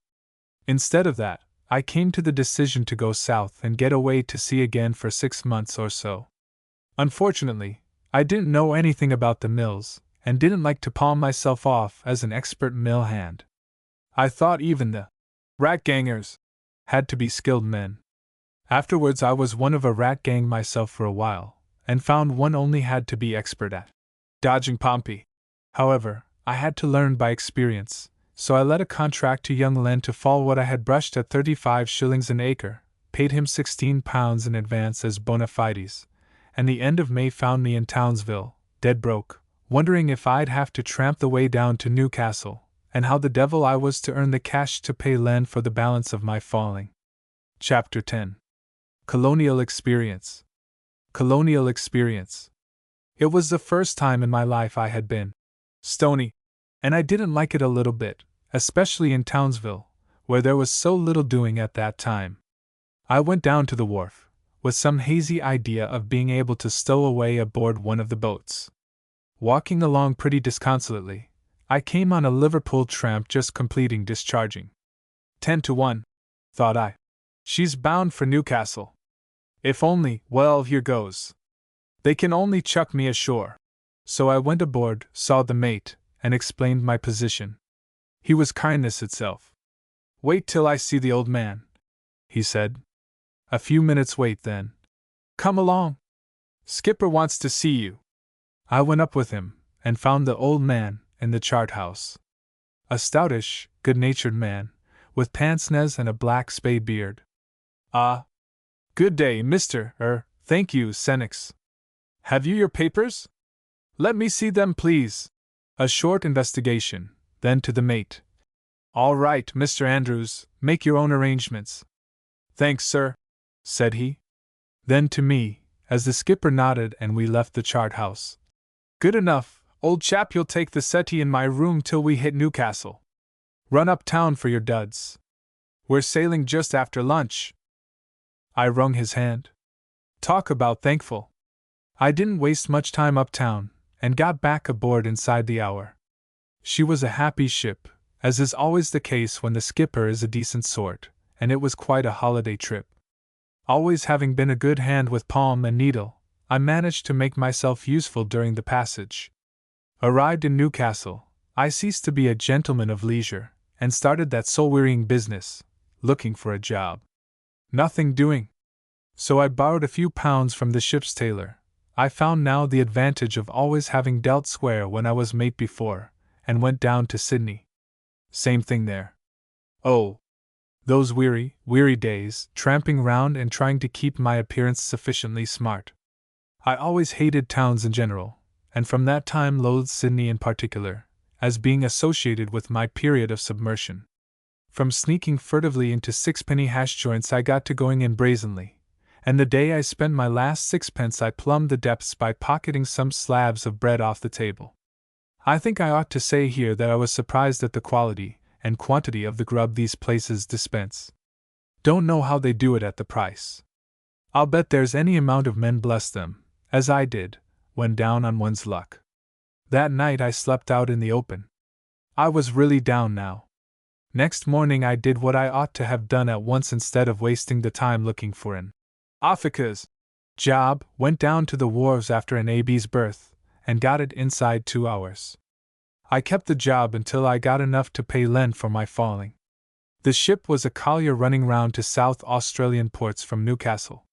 Never once did she hit Melbourne, where the only girl in the world was, which was a sad disappointment. But still we lived well, had good times, and made good money, indeed, more than I was formerly getting as a deep-water mate. Only one exciting incident occurred in the time I spent aboard, and that was one awful night in a heavy southeaster off Montague Island, when some spare spars on the foredeck broke adrift. With the decks full of water, these charged up and down like battering rams, and started the bridge deck bulkhead and forehatch combing before we got them secured, a job which took all hands most of the night. I left her early in October, sent Len his cash then, as I wanted to try and get some cocking experience and, if possible, learn to milk before I returned home. I took a trip to the Richmond, having heard a lot of this splendid district. Do you think I could get employment? Not on your life. I tramped on, trying place after place, offering to work for Tucker just for experience, which only succeeded in arousing suspicion. Finally I drifted into Broadwater Sugar Mill, and became a member of the rat gang. Now indeed were the mighty fallen with a vengeance. It was £1 a week in Tucker then, and the barracks were great barns, subdivided into sties by walls of corrugated iron, whitewashed, depressing, hideous as the walls of hell. There was a large element of Sydney tag rag and bobtail there, and one had an uncomfortable sort of feeling that one was in a species of chain gang. Yet even that place had compensations, and I have happy recollections of glorious Sundays spent lying naked on the splendid curve of beach between Evans Head and the Richmond entrance, basking in the life-giving Australian sunlight, and every few minutes taking a header into the blue-green foam-capped breakers bursting on the sand. I endured being in the rat gang until I had enough to pay my way north. Then one glad day, when the sun seemed to shine once more, I turned my back on the place, and with £5 in my pocket, cheerfully shouldered Matilda, and turned my face towards Byron Bay. I had entered that mill a crusted Tory. I left it, well, I won't say an IWW, not being quite a lunatic, but certainly a fervid labyrinth. I enjoyed that walking tour. Between Ballina and Byron Bay one gets some beautiful land and seascapes. I guess the bloke who rushes round in a motor car never has time to appreciate half of what he goes to see. Tramping along on Shanks's pony one can stop and admire occasionally. I lay under the beam of Cape Byron Light that night, slept like a top, and was up early next day to try and make Murwillumbah by dark. Didn't do it. I crossed the lovely Little Brunswick River by punt, and made the pace along the fine road winding up the height of land between the river and Crab's Creek. About halfway up, with a rock wall overhead and a precipitous drop of some 300 feet below, no fence either, a trap overtook me, containing a little girl and a middle-aged lady. She pulled up, offered me a welcome lift, and I climbed aboard. There was a vixenish, sore-mouthed mare pulling us, and all went well until we reached the top of the rise. Here the old lady tightened her grip on the reins for the descent, and instantly the brute in the shafts shook her head, pranced about a bit, and at last fairly bolted down the long winding road, the trap swaying and skidding along behind. I shut my eyes at every curve. The old girl kept her head though, and with pale lips spoke quietly to the four-legged demon that was racing us to destruction. Then came a four-chain straight, with oblivion beyond, the road curving in so sharply that, looking down on it, one seemed to be going straight over the bump. I never felt so scared before in all my experience of close calls at sea, for I had always had to be flying round, while here I could only sit tight and do nothing, as I didn't know. Be from a bull's foot, about a horse, so couldn't offer assistance. I was aroused from the contemplation of a sinful past by a snapped command from the lady. "Lean well in towards me!" I obeyed. The horse's head came level with the turn. She threw her whole weight on the starboard line, and we whipped round the curve like a shot, skidding fully 6 feet broadside on towards the edge, and we were safe, for a long, straight, gentle grade led down to the level, and the frisky beast, having shot her bolt, so to speak, became amenable to discipline before we reached it. I left the trap near Crab's Creek Station, paying the old lady a compliment on her splendid nerve. Cripes! There wasn't 6 inches between our wheel and the edge as we swung round that corner.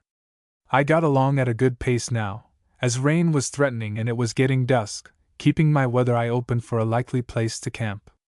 Presently a tick gate barred the way, and just beyond was the tent of a road maintenance man, where I craved shelter for the night. With typical Australian hospitality he not only granted it at once, but insisted on my sharing his tucker as well. I was glad of the shelter that night, for the rain poured in torrents, and I slept all the sounder for the row it made outside. Next morning I left my hospitable host and made tracks for the Tweed. Passed through Murwillumbah, a pretty little rather sleepy town, about noon, and boarded a boat for the Heads, being instantly asked for my fare, and regarded with dark suspicion while I was forking it out. Got down to the Heads at 4 p.m., getting a glimpse of boiling white surf on the bar as we shot out of the swift current into a quiet little dock, where we disembarked, and once more my ready foot pressed the soil of Queensland. Chapter 11. Home again! Home again! I went straight across to the ocean beach, and swung along at a good bat over the hard sand of that beautiful curve of foreshore. Made my camp that night on the sand just south of Currumbin. The mosquitoes were as the sands for multitude and tigers for ferocity, and I went to sleep completely covered up, head and all. Damn! They bit through the blanket. Woke up somewhere about midnight to find it raining hard. Pitch dark, no shelter and no tent. What a night! I sat there in the pouring rain, huddled in a blanket, wet, shivering and miserable until dawn appeared, the sun, shortly springing from the ocean, bringing a fine warm day with him. I stripped, tied all my wet belongings to bushes, where they soon flapped themselves dry, and, as soon as I got sufficiently warm, raced across the sand and plunged into the foaming surf. 10 minutes in the water, then, panting and refreshed, I dived back and collected my duds. Was scrambling into them when I heard a chatter of voices, and a bevy of ladies with attendant squires, all in fantastic bathing rig, hove in sight on the beach. Thank the Lord for those sheltering bushes. If I'd only been a couple of minutes longer in the surf, oh, Lord! I didn't have any bathing trunks. I didn't know of the big hotel on the creek just back of me. That night sickened me of carrying Matilda, so I took the evening train from Currumbin, and arrived in Brisbane late at night. On the journey an unpleasant, shabbily smart individual fastened to me. A terrible talker, whiskered, dressed in white ducks, with somewhat busted, white pumps on his hoofs, and with a swaggering, boastful air. He combined a habit of pointing his remarks with a contortion of his features and a clearance of his nasal organs. Of course he was an importation, informing us in a loud voice that he was from home, and I blushed for him. He alighted for a refresher at nearly every station, having to race violently after the train, and board it under way. It got quite interesting at last to the other occupants of the carriage. He'll miss her this time. Aye, she don't stop long here. There's the whistle. He's done. 'Ere he is. Look at him running. 2 to 1 he don't do it. He will. He won't. Begob, he's just managed it. And presently the nuisance was among us again, stinking of whiskey and more voluble than ever. He hung on to me until next morning, when he asked me as a special favor to lend him £1. I told him his price was too high, but I'd give him 5 shillings to go away. He took it and went. He got to windward of me though, for I found when settling up at the pub that he had told them his mate would foot the bill. I did so, to avoid trouble, like a fool. He had held forth on the train about his politics, which were liberal, but his dealings with me were a regular War Prophet's act. At the pub I heard a chap asking for pick and shovel men for a job out Laidley Way, rate 8 shillings a day. I had heard a lot of this district, and thought it a good opportunity to see it and earn tucker as well, so I volunteered. I stuck it 10 days, being by that time so blistered, sore, and generally used up that I could hardly crawl. I therefore handed in my resignation and left, richer by about £3, and the knowledge that the Atherton country looked heaps better than this, at that time of the year, anyhow. I waited in Brisbane a while for a mate who wrote he would join me there and come north with me, but when my funds had reached £4 I gave him up, and cadged another railway concession to Gladstone from the Lands Department after making futile efforts to work my passage on shipboard.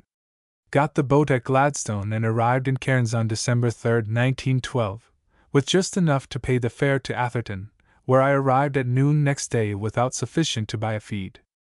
I slipped into the lavatory, hastily doffed my glad rags, and climbed into flannel and dungarees once more.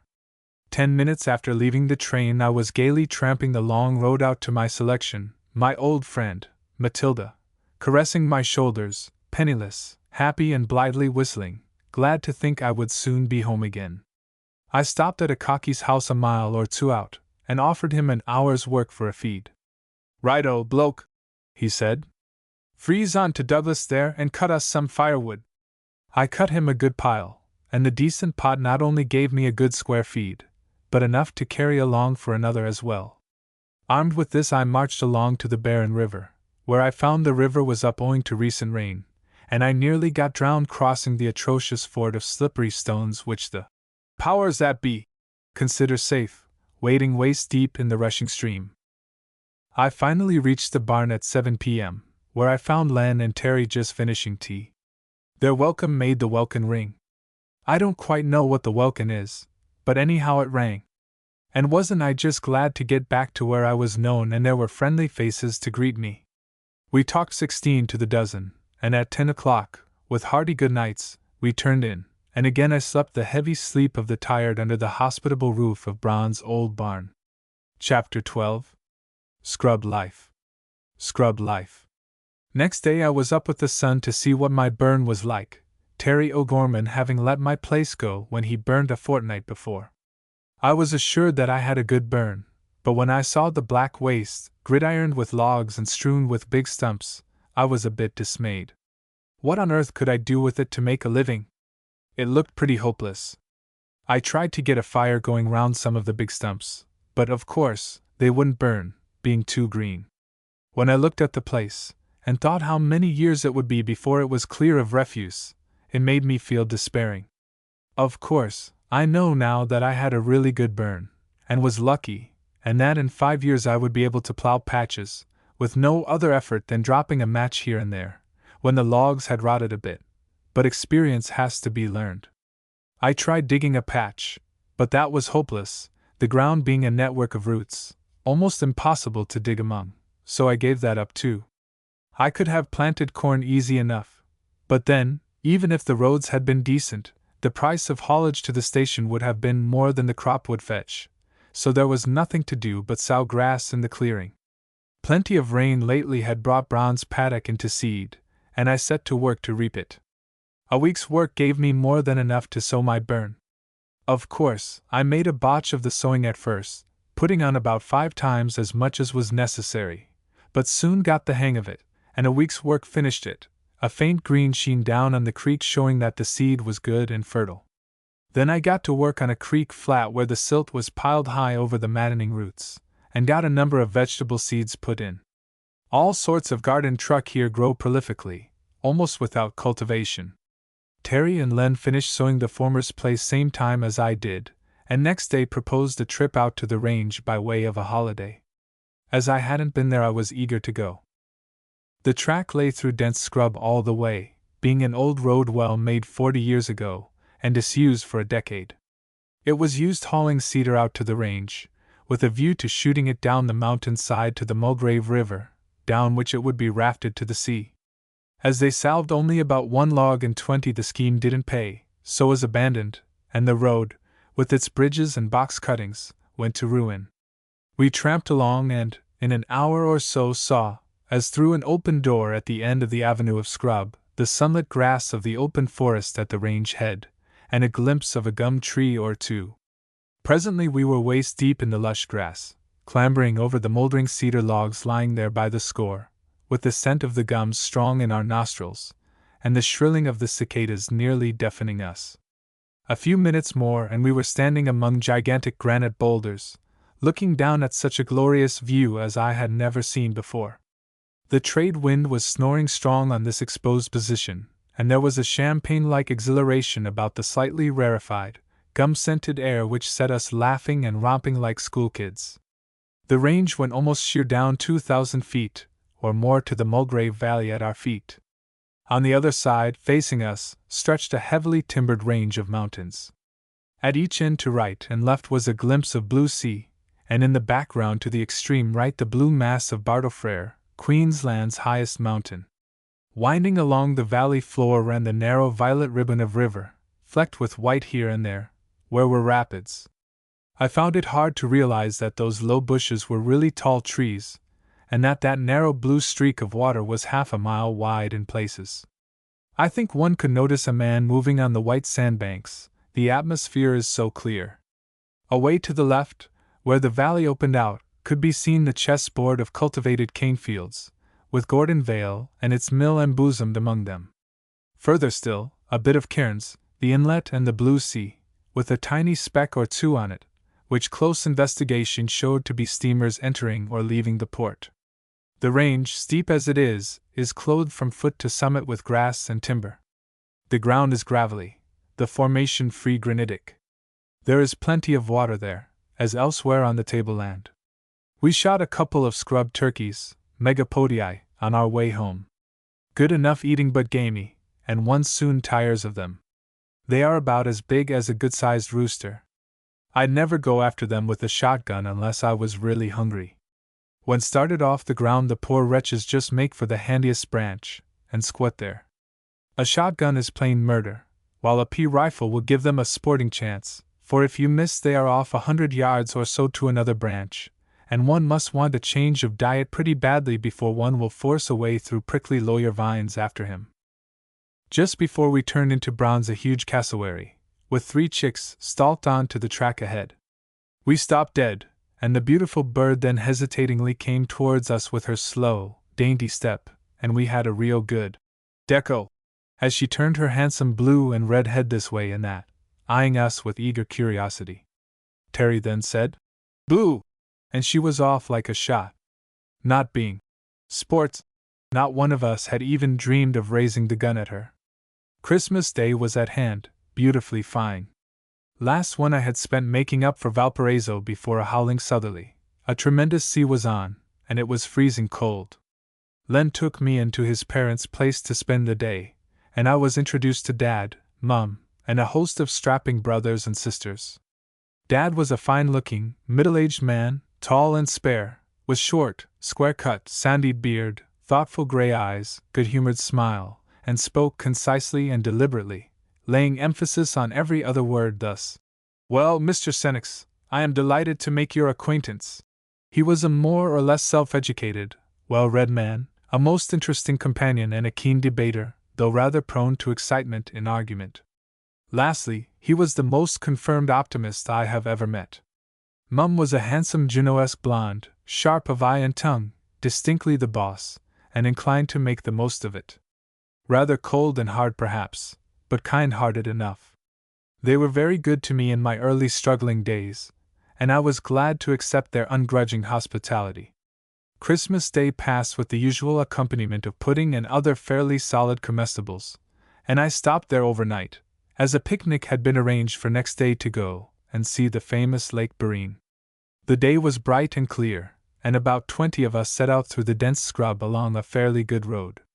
After an hour or two's march we turned into a narrow pad, and presently saw a blue gleam through the trees. It was a steep descent, and the first effect of the sight of the lake was, queerly enough, that of looking right up at it. However, we were soon at the water's edge, and I got my first view of the deep cobalt blue mere, lying calm and peaceful, embosomed in the dense scrub. It is about a square mile in extent, very pretty, dangerous to bathe in if one is a poor swimmer, as the banks are steep and very deep, the water being 6 feet deep only 8 feet from the bank. It is locally considered unfathomable, which probably means that a 40-fathom line would bottom it. Still, one could get comfortably drowned there. I have heard enthusiasts compare these little lakes, Eacham, Barine and Urimu, to the Irish Killarney, which is a wild absurdity, though the lakes are pretty enough to be worth going to see. The three of them, about 3 miles apart, are perched on the very lip of the range, 2,500 feet above sea level, and are the craters of extinct volcanoes. Barine is blue, cheerful and bright. Eacham is green, cold and depressing, and one has a feeling as of some dreadful thing just below the surface, waiting for one's foot to slip. Urimu I haven't seen, though only a mile or two away, since the scrub is impenetrable. The blacks think these lakes debil, and won't go near them after sundown. Our party boiled the billy, explored round a bit, played the usual picnic games, and had a dip in the enticingly cool water. I, who can't swim, in spite of my 13 years at sea, cautiously kept within reach of the overhanging shrubs growing close to the water. Then, as the cows must be milked though the heavens fall, and those who had some to put through were beginning to get restive, we packed up and wended our way home again, I going straight out to the barn to be in trim for work next day.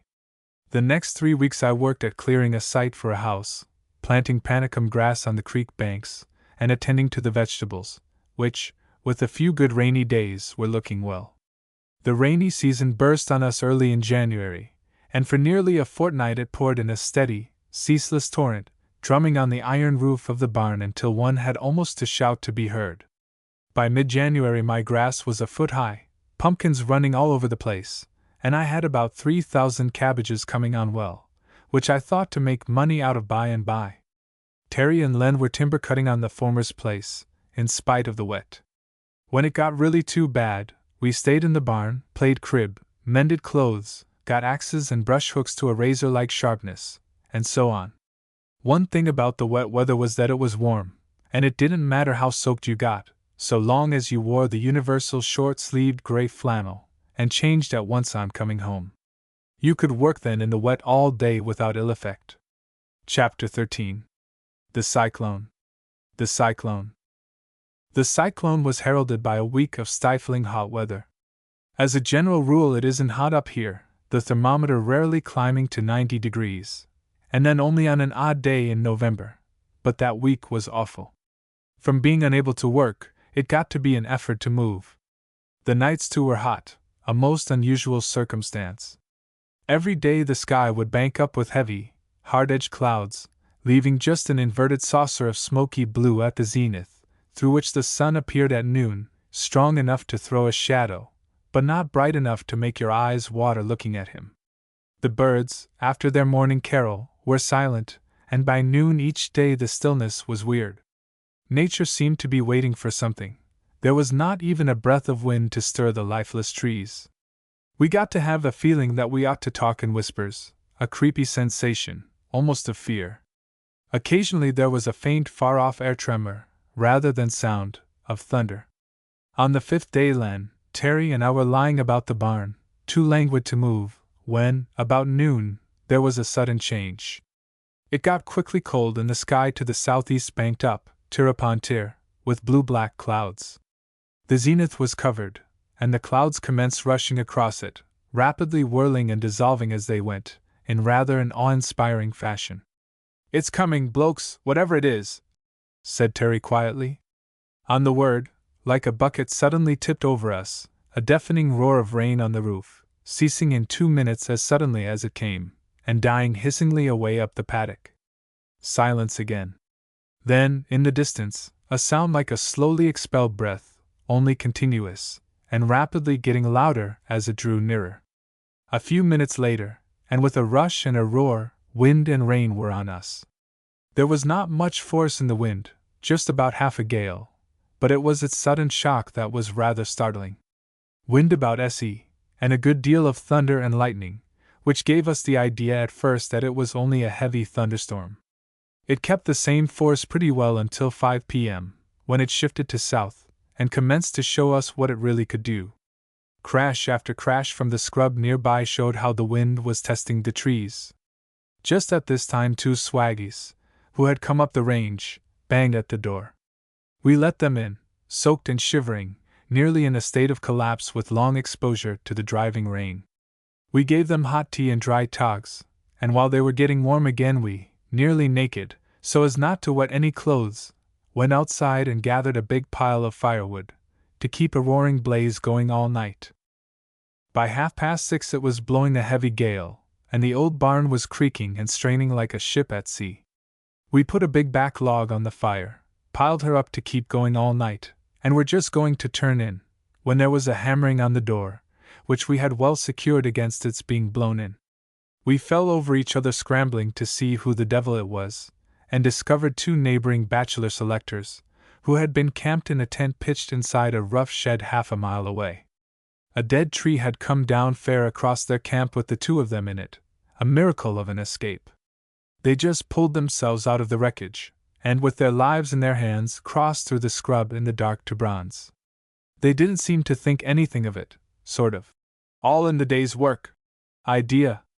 It was 9 o'clock by the time they had finished tea, and the hurricane was going full bore. The hoarse roar of the wind drowned every other sound.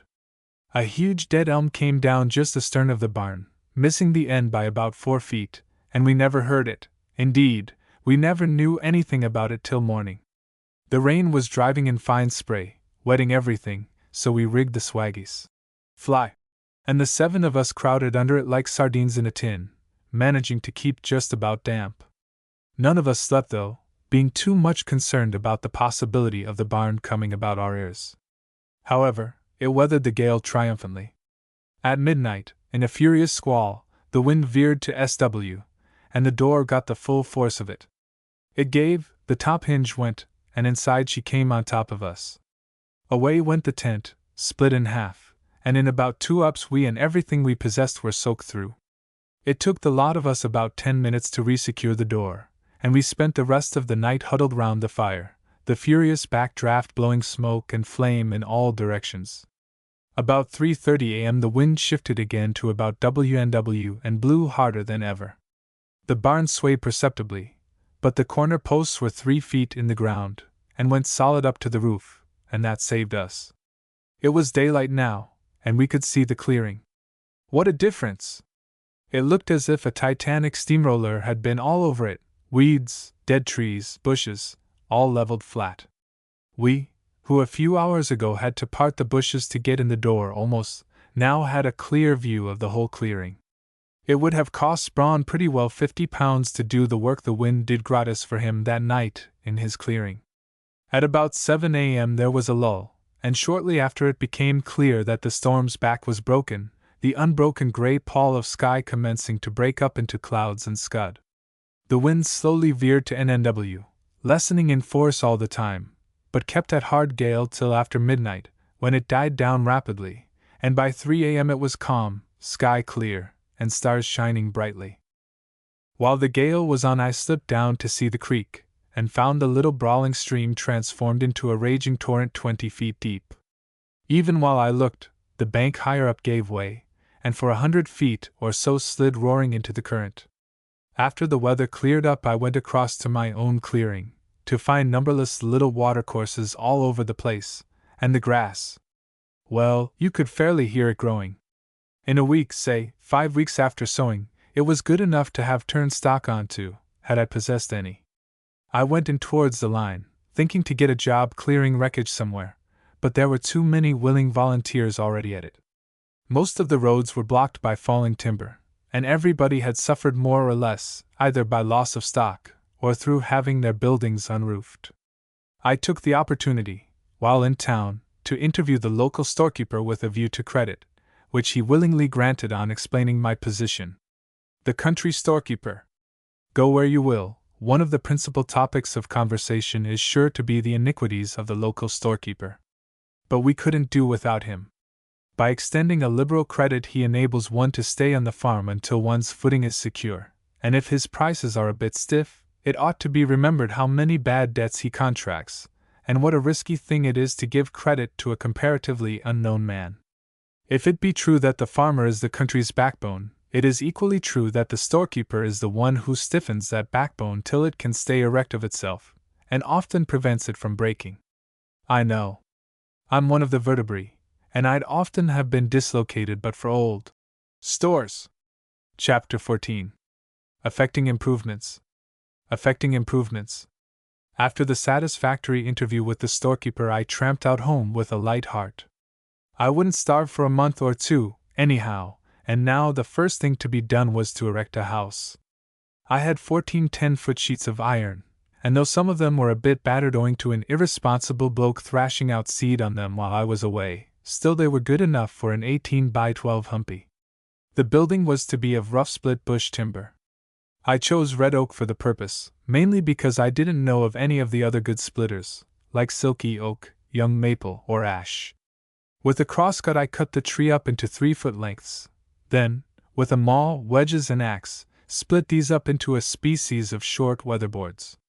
My 2 mates being now away on holiday, there was nobody to show me how to start right, so of course I met endless difficulties, which made the work backbreaking.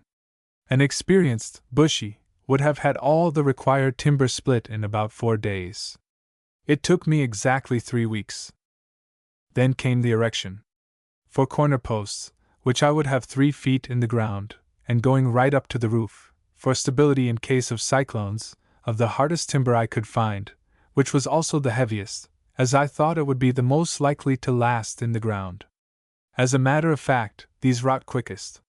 The 4 posts weighed about 500 weight each, and I had to fleet jig them with block and tackle over the log-strewn paddock up to the site, and then erect a derrick to get them into their places. It was interesting enough, but Lord, how slow!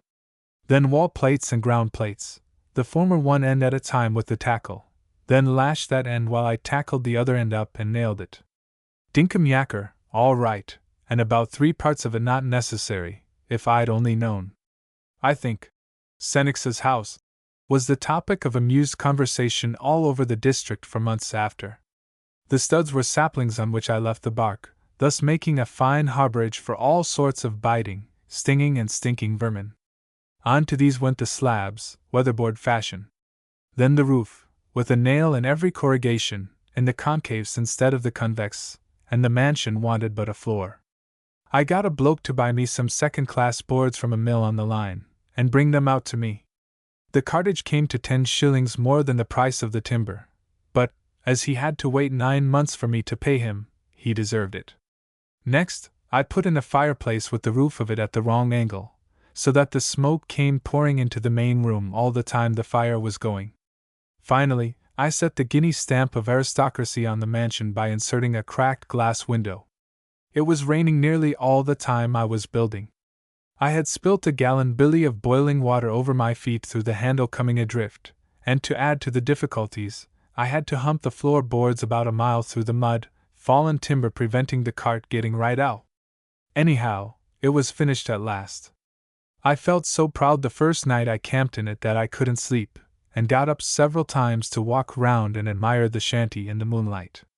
On one of these peregrinations, clad in an airy costume of a single shirt, I suddenly felt something cold and wriggly under my foot. I must have jumped about 15 feet. Turning round, I saw a black snake squirming about. I must have stepped on his neck. Otherwise, I don't know how I escaped a bite. I got a stick and finished the little devil. Nobody seems to pay much attention to black snakes up here. They always whip out of the way, and don't attack unless actually interfered with, and they're easily killed with a light stick. About this time I got a small brushing job from a mean person who gave me 10 shillings an acre to cut 4 acres thickly grown with the accursed stinging tree. I found afterwards that 30 shillings an acre is little enough for tackling this dreadful stuff. However, I got it done, and was laid up for a week in consequence. No sleep through the pain, and blood coming from nose and ears while working in it. There must be a frightfully deadly poison in the plant. The bare inhalation of the smell of the fresh-cut stalks makes you vomit, and brings blood from the nose in a few minutes, while the least touch on any part by the bush causes agonizing pain, which lasts for weeks sometimes. There is no palliative. I then got a job from a neighboring selector to brush 20 acres, so I shouldered Matilda and went to camp with him. It's the devil's own job. Matilda ing. In the rainy season. The tracks are knee-deep in mud, and the paddocks, what with logs and interlaced seed stems on the grass, are nearly impassable. I don't know of anything so tiring as trying to wade through a paspalum paddock in seed. I anticipated being a month or so with this chap, Barker. He was a bachelor, young, fair-haired, rather shifty blue-gray eyes, a quick and uncertain temper, and as sarcastic as the devil. Although 24, he was practically illiterate, owing to having had to milk cows from about 6 years of age, there being therefore no time for schooling. As is always the case, this misfortune had bred in him a suspicion of anyone educated, and a disposition to try and take him down a peg, to show that he was as smart as the other, in spite of lack of education. This sort of thing is inevitable. I must give him his due though, he had made good. He cleared out from the cow slavery when he was 15 years old, and started for himself, told a fib about his age, got a selection, and felled most of the scrub himself. When 21 he sold out for £800, and took a partly improved place further out, going in for fattening beefers. A dry spell nearly ruined the game youngster, so, sickening of the South, he sold out, came up with a wad, got a block here, and started in to fall all the scrub as before. He had about a 15-acre paddock with a house on it when I made his acquaintance. His place is worth £1,000 easily now.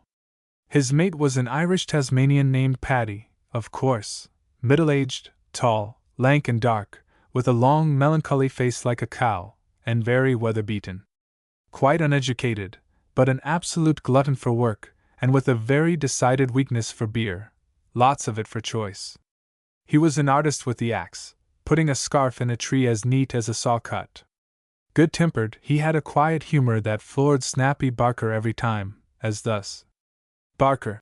Hey, Paddy! I was down at Bloggs yesterday, and they was running yer down summit cruel. Paddy. Was they? Well, why dine yer stop 'em? Yer could easy. Barker. How could I? Paddy. Oh. Don't you start running me down to 'em. Then they won't get started. The three of us were to tucker together, and as they had ordered a big stock, which had been left at a house 3 miles off, the first job we did was to hump the stuff out. It was raining hard, as it did almost every day of the 6 weeks I was with them. We had an old pack horse. My road was bad enough, Lord knows, but Barker's was literally waist deep in mud in places, covered with a repulsive green slime and bubbling with foul-smelling gas when disturbed. There was a whole cask of salt beef among other things, and this was the first thing we tackled. We emptied the meat into corn sacks, and loaded the old horse and Patty with that, while Barker and I slung the cask, with about 5 gallons of salt pickle in it, on a pole between us, and started out home. We struggled up the first slippery hill. "Blow this," said Barker. "We'll lighten up." We emptied out part of the pickle, and proceeded. After we had plowed along a mile or so, I said, "Blast the stuff!" So we emptied out some more. A little further, and we mutually damned it, and jettisoned the whole cargo, finding even the empty cask all too heavy on that dreadful road. It took us the next 2 days to get the balance of the stuff out. We got sick of unloading the old nag, hauling him out of the bog, and loading him up again. It would have been an enlightening sight for the city. Go on the land, young man. Person to have seen us slowly crawling along between the gloomy walls of scrub, squash, squelch, splash, covered with mud and sweating with the heat, Patty ahead with 2 bags of tinned stuff, Barker next with 2 50s of flour slung by straps over his shoulders, I last with 2 dozen of jam in my shirt, and a 70 of sugar across my neck, with sacking round it to keep it a bit dry. By cripes! It made us appreciate Barker's dry, snug little crib, really beautifully built of split-out stuff, roof and all. It was quite waterproof. I would have quite enjoyed living there, if only it hadn't been for Barker's infernal tongue. He soon found I didn't take very much rousing up, so of course it was a great joke to get him wild. With this end in view, he assumed a particularly galling habit of patronizingly referring to me as "me good mon," or more often, "me good little mon." I think he must have spent his hours devising ridiculous names, and springing them on us at night. Patty suffered in silence under "me little goanna." His dog, with a sort of Zulu touch, was dubbed "little snake with the teeth so sharp and big," while I was driven to a state bordering on homicidal mania by a week of "me little axe handle breaker," because I fractured the handle of the doddery firewood axe, already badly sprung and wobbling, which he had sworn should last the year out. The more we expostulated, the worse he got. He had a pair of cats, Curseguts, and Stinker, of whom he was so fond that he took them to bed with him at night, and then blamed me for bringing fleas to the camp, after a night spent in scratching himself.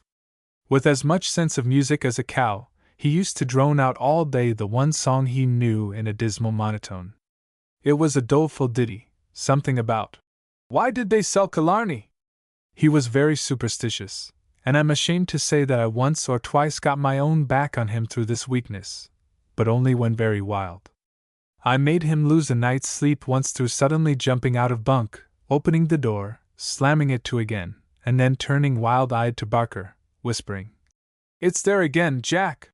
He was keen on his garden, and he and Patty had about a dozen different kinds of vegetables growing, with bananas and pineapples to beat the band. When the latter were ripening, we had to light big fires to keep the flying foxes off, and it gave one a creepy feeling to lie round one of the fires before turning in, swapping yarns, and watching the countless myriads of bat things stream steadily across the sky in an unbroken cloud by the hour together. Note for orchardists: these pests don't delight anywhere near a decent blaze.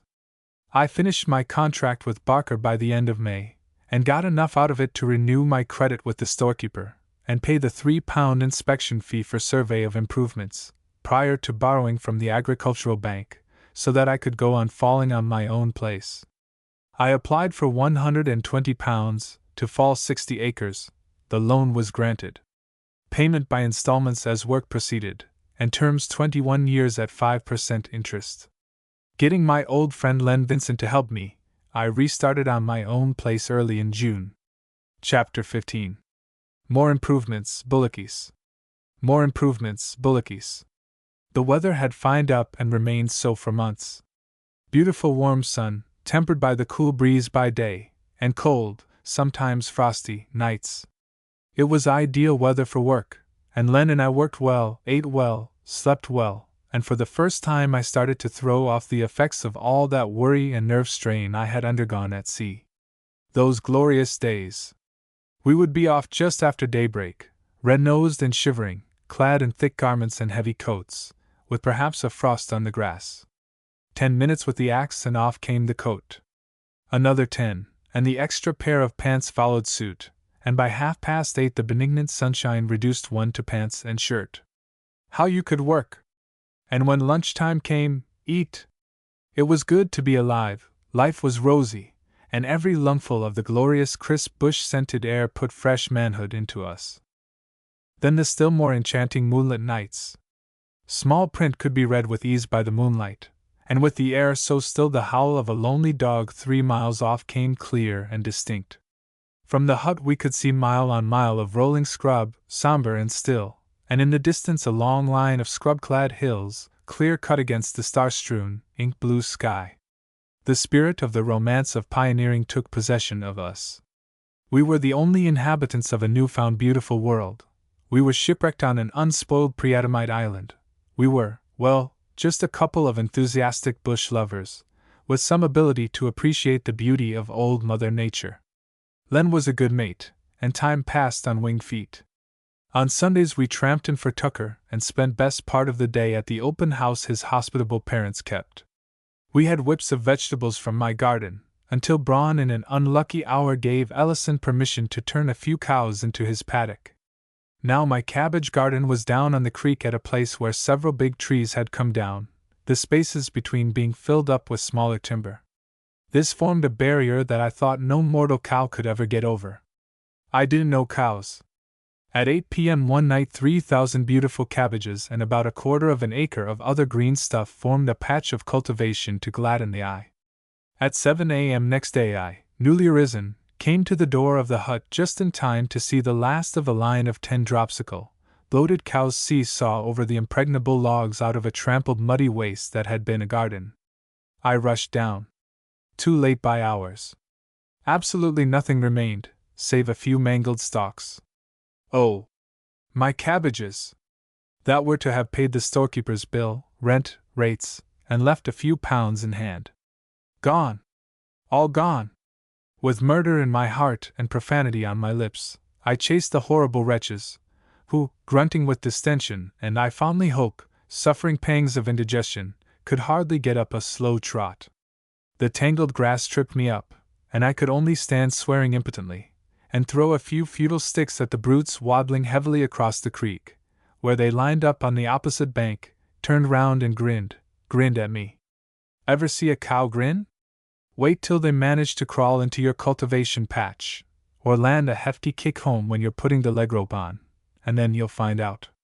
I know now why the conventional devil has horns and hoofs. The monks of old who first pictured him kept cows. That's why. I swore at them until my breath failed, while the light breeze gently waved the frosted grass against my bare legs and turned my nose blue, then scurried back to the house. Len laughed unfeelingly, told me to put a secure fence up, and grow some more. He gave me a hand with the fence on Sunday. We always put off playtime jobs like that till Sunday.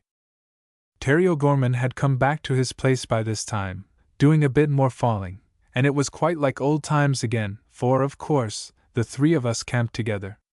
Terry was great on springboard work. A springboard is a 6-inch by 1-inch board 4 feet long, with a horseshoe bolted on one end point up. You cut a notch 2 inches deep in a tree, insert the board, and stand on it to chop, the point of the shoe being driven by your weight into the upper edge of the notch and holding firm. Terry would go up 3 lifts, 12 to 15 feet, without nervousness. The advantage is that the higher you go the easier it is to chop, the grain of the wood being straighter. When the tree goes, you scuttle away as best you can. I have heard it described as chopping with 1 foot in the grave and other on a bit of orange peel, but it's not quite that bad. About a month after we commenced falling I actually got a divvy out of my place. A local bullocky had an order for some small kauri pine, and some on my block were the handiest, so I got £5 for about 12,000 super feet, worth over £200 in Sydney, I suppose, and I thought myself lucky to get that. Party, the bullocky, was a big, rough, dark-complexioned bloke, with a shambling walk, a rough tongue and a heavy hand. He absolutely didn't care a damn for anybody or anything. The only way we could get the timber out was across a steep gully with a little muddy ditch at the bottom. It was hard work for the bullocks to come up dragging the empty jinker, but going down, Party would snig his log to the brow, then, whish. The whip sent skin and hair flying, and the poor brutes took the descent at a canter, the log behind skidding from side to side, while Party would stand on the brink cracking that awful whip, yelling, "Go it! You, sons of! Head over turkey, I thought she would!" As they brought up all standing in the little creek, bullocks in an untidy mob, log broadside on, and the polers down. How on earth he didn't kill half his team every time, I don't know. The place is known as Party's Jump Up, to this day. All sorts and conditions of bullockies.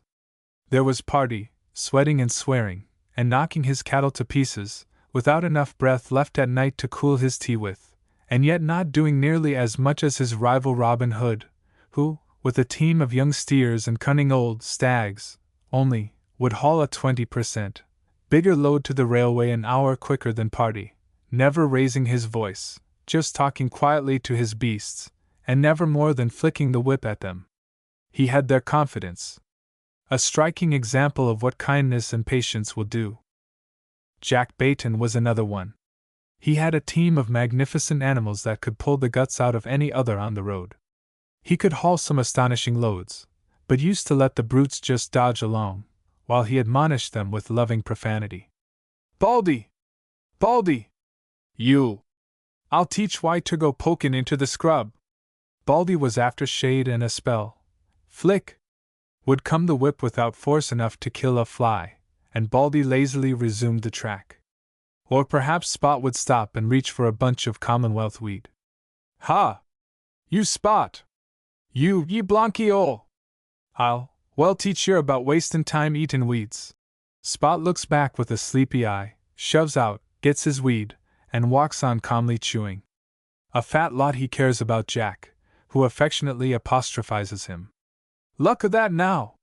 J'ever see sich an ol' cunnin' as a rat, so he is." Jack thought the world of his team, and cripes, they could pull when they let themselves out. It was a treat to see his plodding team swaying up a long hill, without a pause, with 2,500 of bullock, perhaps, aboard. Very few would do it. Tom Farrington was another type again. Big, black, hairy as Esau, a bloodshot eye, bristly beard, and a frightful temper. Doesn't take long for that sort of man to upset a team. Let his wagon get stuck, and then watch the circus. What ho! A frightful stream of language. Still stuck. Then the whip, till the fall was sticky with blood, then frantic rushes fore and aft alongside the team, digging into their ribs with the butt of the whip. His voice would be nearly gone by this time, and with his Mephistophelian face and glaring eyes, he looked a perfect fiend. Next he uses the whip handle, smash, smash, smash, along the unfortunate shivering line, who, lowing with fright, don't know what to do. The handle breaks across a bullock's back. A frantic howl, down goes his hat, and he dances it madly into the mud, while his hands, like old Dad Rudd's, when the horses went down the well, are raised, but not in prayer, to heaven. Then, extremes meeting, he gets so mad that he becomes calm, and so finally gets the team clear, to repeat the whole process another half-dozen times before he reaches the station yard. Well, good or bad, your slow, plodding bullocky is the true pioneer. Always first in the field, following the fresh-cut tracks after timber in country that perhaps years after will be thrown open for selection, and his old tracks made the future main roads of the district. He has a rough, lonely life. Works hard, lives hard, aye. And sometimes has to die hard too. Collectively, a brave, hardy, and useful member of the mighty Brotherhood of Labor.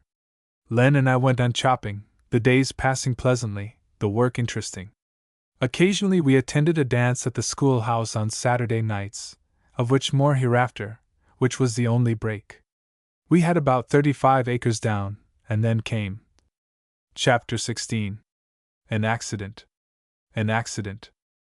The August day was bright and fine, but very gusty.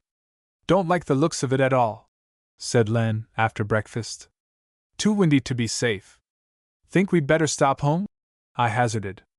Can't spare the time, he demurred. Got our work cut out to finish in good time for the burn, you know, so guess we'll chance it.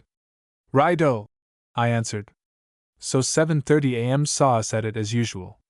I was on a mad patch, trees leaning every way, on the side of a hill.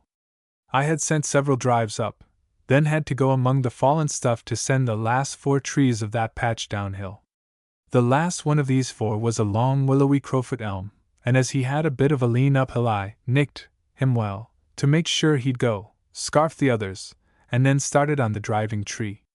It was blowing fresh and I was a bit nervous.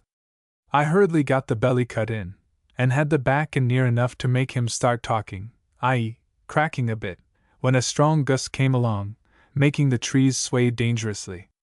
I stood a second or two undecided whether to go or stay, and he who hesitates is lost. A sharp crack, and the long crowfoot broke back over the scarf, automatically becoming the driver, and sending the whole lot down on top of me. Oh, Christ! I panted, and made a jump for safety. A stumble, a slip, and I was down. Up again, and with the whistling rush of the falling trees loud in my ears, I turned to face and, if possible, dodge them, as the fallen stuff round prevented my jumping aside. The first trunk missed, but tore the shirt off my arm as it swept to earth, throwing me off my balance. Then a whirling stick split my head open, sent me down on my face, and next second I was buried in falling limbs. Whack! Whack! Whack! I suppose the whole business was only a matter of seconds, but to me it seemed like an eternity. Half stunned with fright and the bursting crash of breaking branches, with the breath beaten out of my body, I thought at each fresh thump, "This has done it!" And no, not quite yet. Then a sudden silence and a slowly dawning realization. Why? I'm not dead! I lay a second or two gathering my scattered wits, then slowly raised my head, which sang like a kettle. I was in a sort of rustic grotto of green stuff piled 6 feet over me. Lord knows how I escaped being killed. Then I set to work to overhaul myself. Didn't feel the least pain. Good. But hello!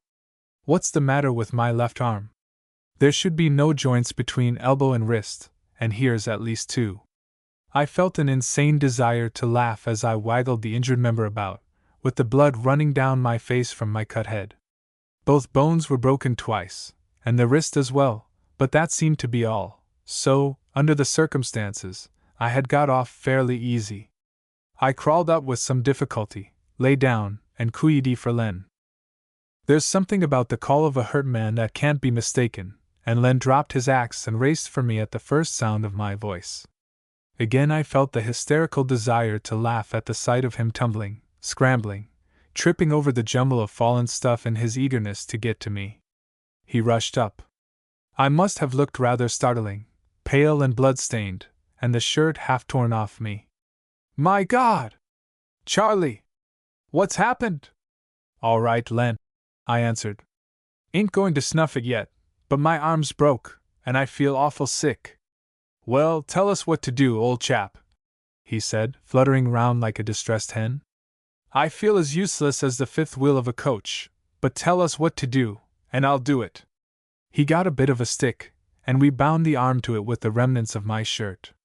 Then, with his assistance, I crawled painfully over the fallen stuff, down and up the steep banks of a creek, and so to the hut. Didn't feel any pain, only a dreadful sick, vomity sensation. I lay down a bit while Len brewed a strong mug of tea, swallowed that, felt a heap better, dragged on my Sunday go-to-meetings, and prepared for the tramp into hospital. My back was bruised to a jelly nearly, but I didn't feel it. A real injury seems to be its own anesthetic somehow.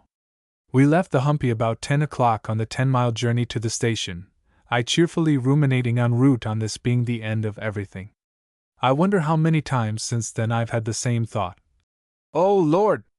This setback really is the end. Oh well. It's all in the day's work. We tramped in.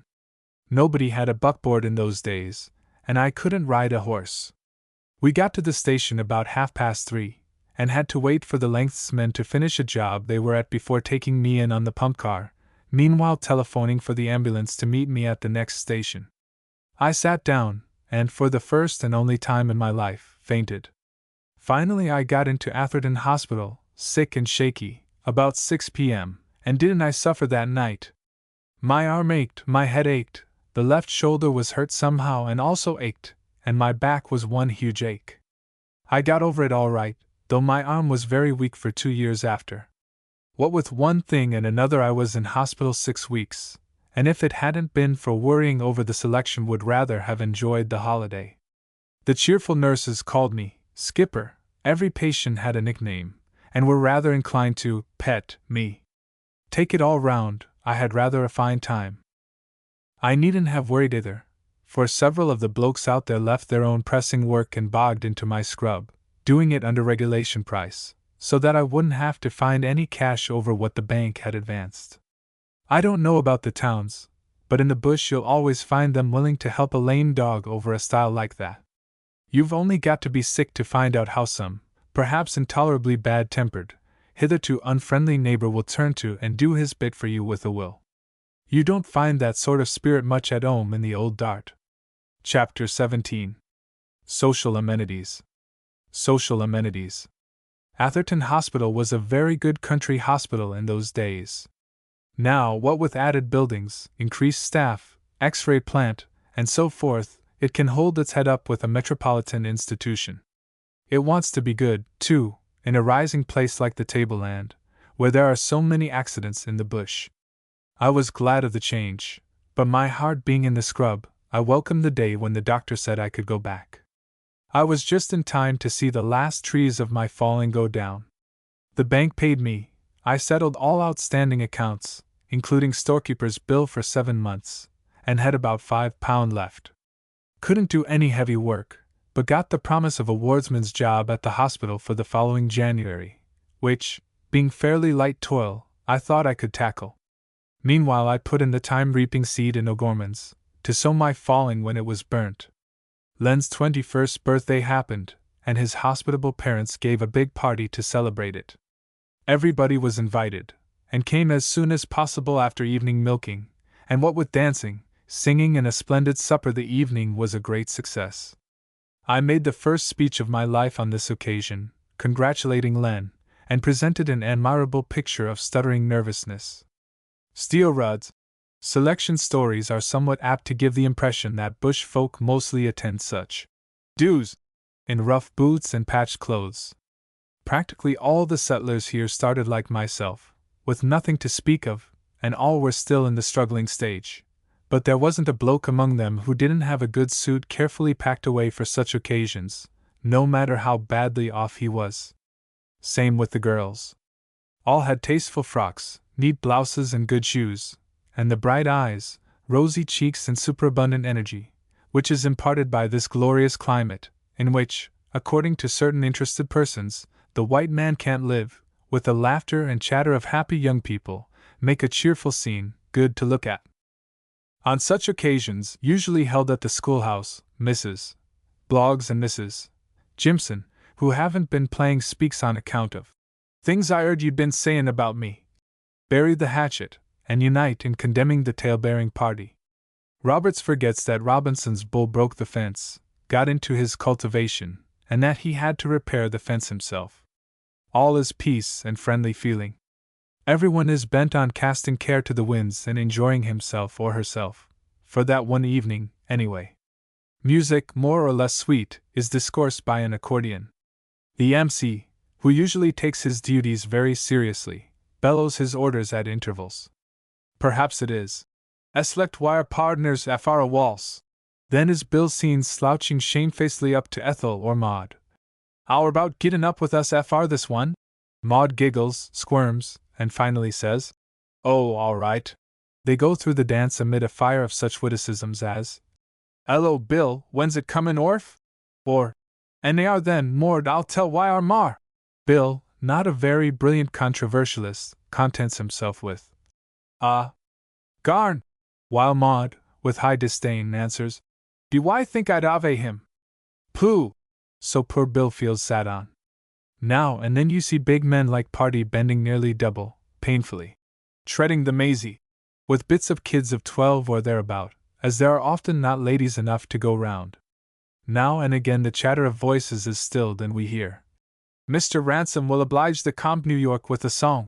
Mr. Ransom forthwith proceeds to oblige, in a voice hoarse from long and fervent swearing at refractory bullocks, and is inclined to crack on the high notes. He gives us Eileen Ilana.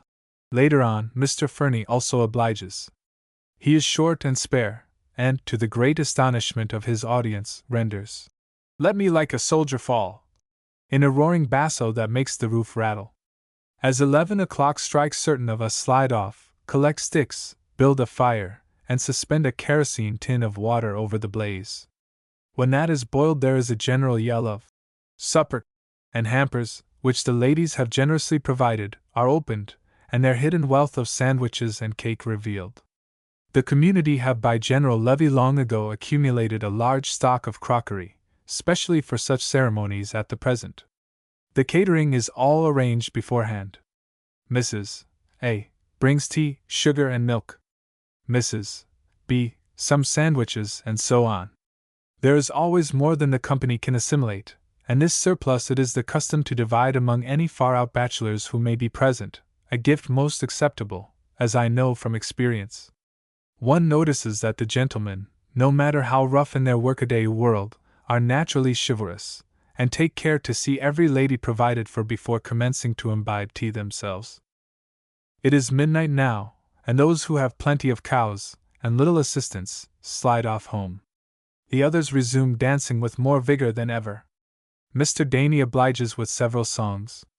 He is a bit of a dandy, got up to kill in a chocolate-colored suit, dark blue waistcoat, and cerise tie. He has rather a pimply face, a perpetual grin, and damp-looking, wispy, straw-colored hair.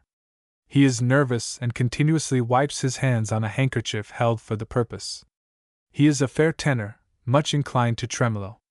His first number, "To a Man Shun in the CIDE," etc., is received with much applause, which moves him to a second effort.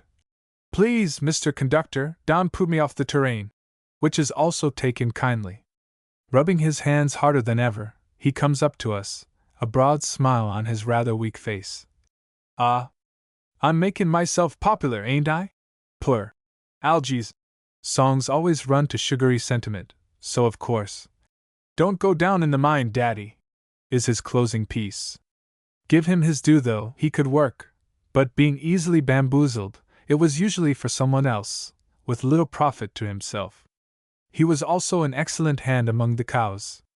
About 3 a.m. the party breaks up, and you see the hurricane lamps, like dancing fireflies, disappearing in the scrub, many of the people to go right on milking as soon as their glad rags are off, and get a few hours' sleep after breakfast.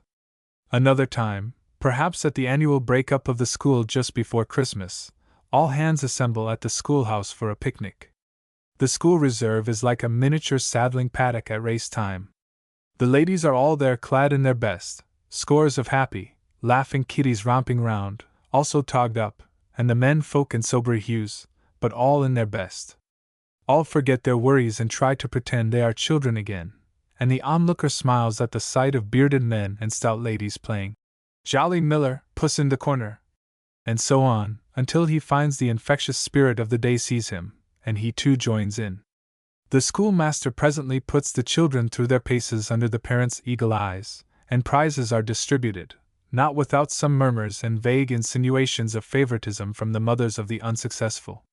Plenty of cash having been collected by weeks of busy canvassing, the winners obtain substantial rewards at running, jumping, climbing, etc. The ladies, as usual, provide the more solid portion of the bountiful spread, but there are always plenty of lollies, fruit, and aerated waters besides.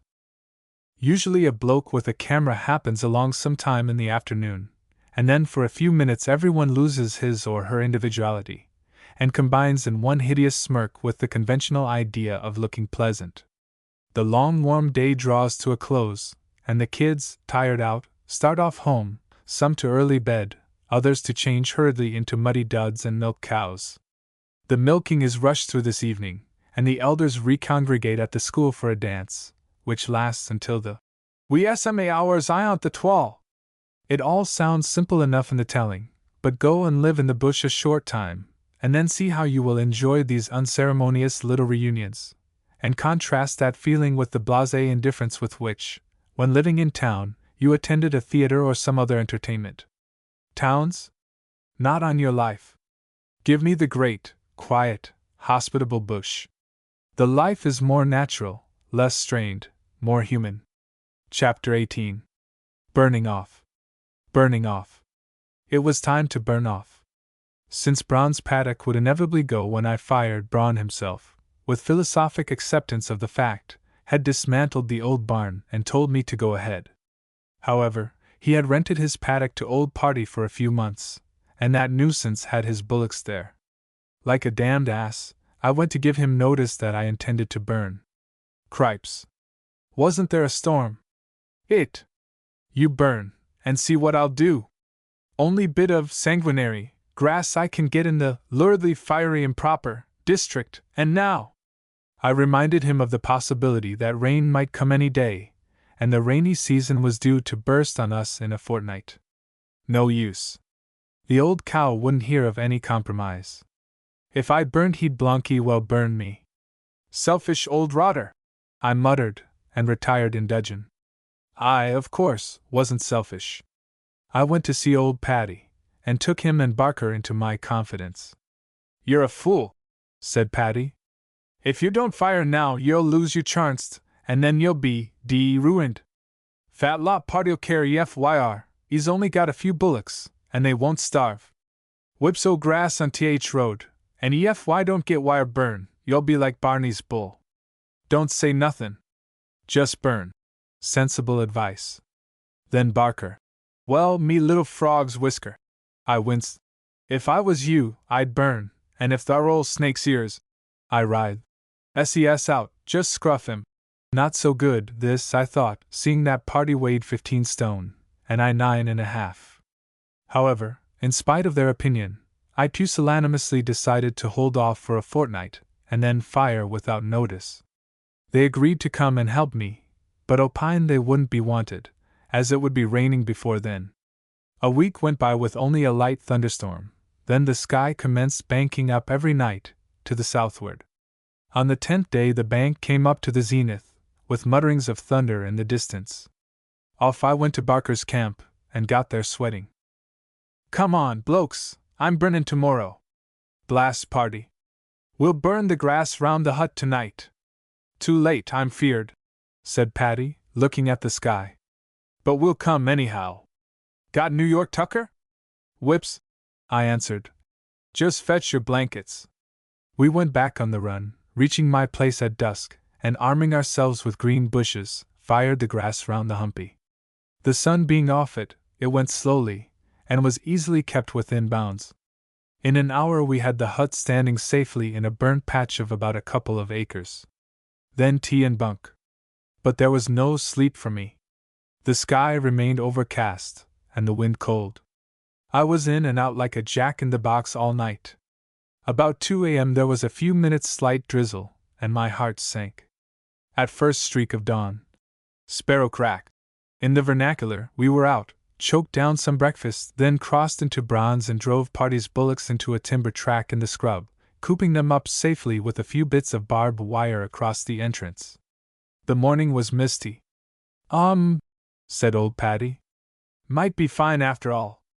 That mizzle last night wa'n't hurt. Was enough but damp the top stuff, and if the sun comes out bright and OT by and by, it'll make the bark split on the big logs, and you'll get all the better burn after it. How anxiously I waited. At 8 o'clock out sprang the sun in full strength. 9, 10, then 11 o'clock came, and the day was one of the hottest I have ever felt up here. 11:30. Now, me little frog's ears, said Barker. A few buckets of water ready at the hut, then away she goes a million. We got the water, then went up to the scrub, running along the edge of the falling and lighting up all round as we went, as quick as possible. Then back to the hut, fired all the grass round the burnt patch, and stopped there to watch the building. Before long we wished we hadn't stopped, but by that time we daren't try to cross the burning grass, roaring away in the daytime. It wasn't too bad the first half hour. There was just a thin blue reek from the crackling grass, and in the background the thicker smoke, rapidly increasing, from the scrub. Every now and again a darting tongue of dark crimson flame, with a fresh volume of oily black smoke, told that the line of fire was quickly joining up round the clearing.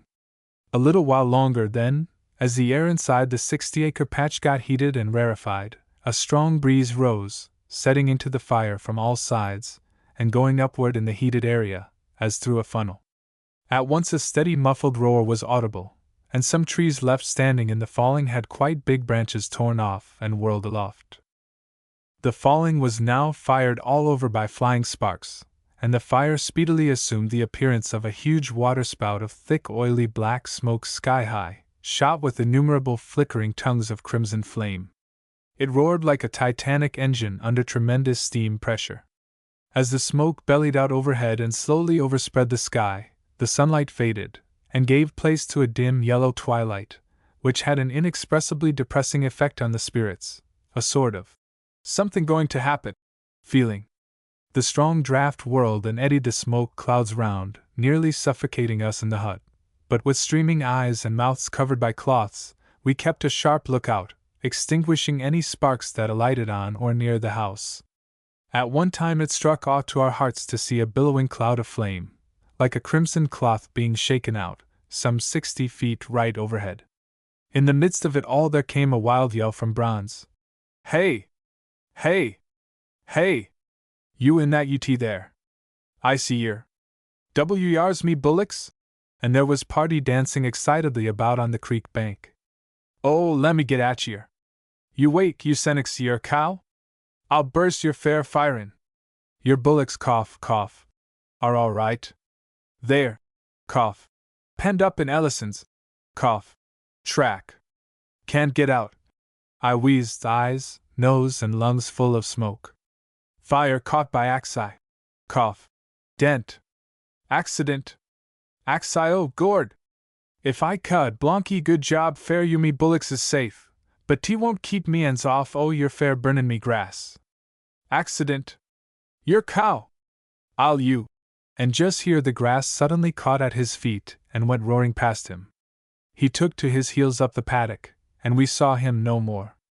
A minute or two later and the fire leaped on to the old barn, and the poor old place, my first home in the bush, disappeared in a whirling gust of flame. About 4 p.m. we managed to dodge away, our heads feeling like pumpkins, the worst of the fire being over, and by 6 o'clock it had died down, leaving a charred black waste, with innumerable twinkling lights all over it, which, in the gathering dusk, gave the impression of a city seen in the distance by night. For weeks after our eyes were blurred, and match or lamp flame was surrounded by a broad blue halo. Barker's eyes, always weak, were bleeding profusely long before we left the hut. The sole remains of Bron's old barn were one charred post and a few little heaps of nails, and his paddock was as clean and bare as a billiard table. A week later, covered with the new green shoot, it looked lovely, and has never had a weed in it since. I kept carefully out of Party's way for a week or so, but he soon cooled down, for on the evening of the day after I fired the rain came suddenly, like a tank emptied on the roof, as it does in the tropics, and kept up continuously for 36 hours. In a week there was feed for dogs all over the district, but it was a near go for my burn. I set to work sowing my paddock carefully and well, finished the job by mid-January, and by the end of the month the grass was shooting well, giving every promise of the last being every bit as good a paddock as my first burn. My luck was in then. Chapter 19. Wardsman and Deckhand. Wardsman and Deckhand. At the beginning of February I took up my duties as wardsman at the hospital. The young lady, who had been patiently waiting some 10 years or so for me in Melbourne, had written to say that she thought we would be better struggling along together, and she was willing to rough it with me, even if she had to live in a tent. So I told her to have all ready for New Year, 1915, and in the meantime I would devote the whole of 1914 to making a check. With this end in view I would do the light graft at the hospital until the end of May, then, conquering the feeling of dislike, go down to the Richmond again, and try for a job as deckhand aboard one of the tugboats hauling punts of cane up and down the river. Technical work, not too hard and well paid. So I communicated with the manager at the mill, explaining that I was a fully qualified sailorman, and received a reply that if I would guarantee to stop the full season he would guarantee me a berth. So that was all right. I soon fell in with the hospital routine, though continued close companionship with sickness, and sometimes death, had a depressing effect on my sensitive, rather highly strung nerves. We always had a Chinaman or two, and it made my gorge rise to see the pretty white nurses attending to some of the specimens, though the washing of them fell to me, ugh. I remember one dreadful old morphia fiend, about 70, who was brought in dying, and who passed out next day. I was detailed to watch him die, and perform the necessary offices immediately after death, but being called away for a few minutes, I missed his actual passing. When I returned he was lying there, his glassy eyes, shriveled monkey face and dropped jaws, exposing the long yellow decayed fangs, making a perfectly dreadful sight, and even in that minute or two the horrible flies. God! The mere sound of a blowfly has made me feel sick ever since then. There was another old fellow named Ah Chi who also passed out, and in connection with whose death the matron made a peculiar, mistaken identity. His son had told her to ring up number 16 when old Ah Chi passed in his checks. She rang up number 60, a business house presided over by a gentleman named Archibald Davidson. I imagine his surprise, and presumably pleasure, on hearing through the telephone a sweet feminine voice. "Is that Archie?" One could imagine the said Archie tumbling over himself to do the polite, and wondering if he should address the fair unknown as, "Yes, pet, you're the one." The sweet voice continues. "Hospital. Matron speaking. Look here, Archie, your father died last night, and as the weather's so hot you'd better make arrangements for the funeral at once." Quoth Archie.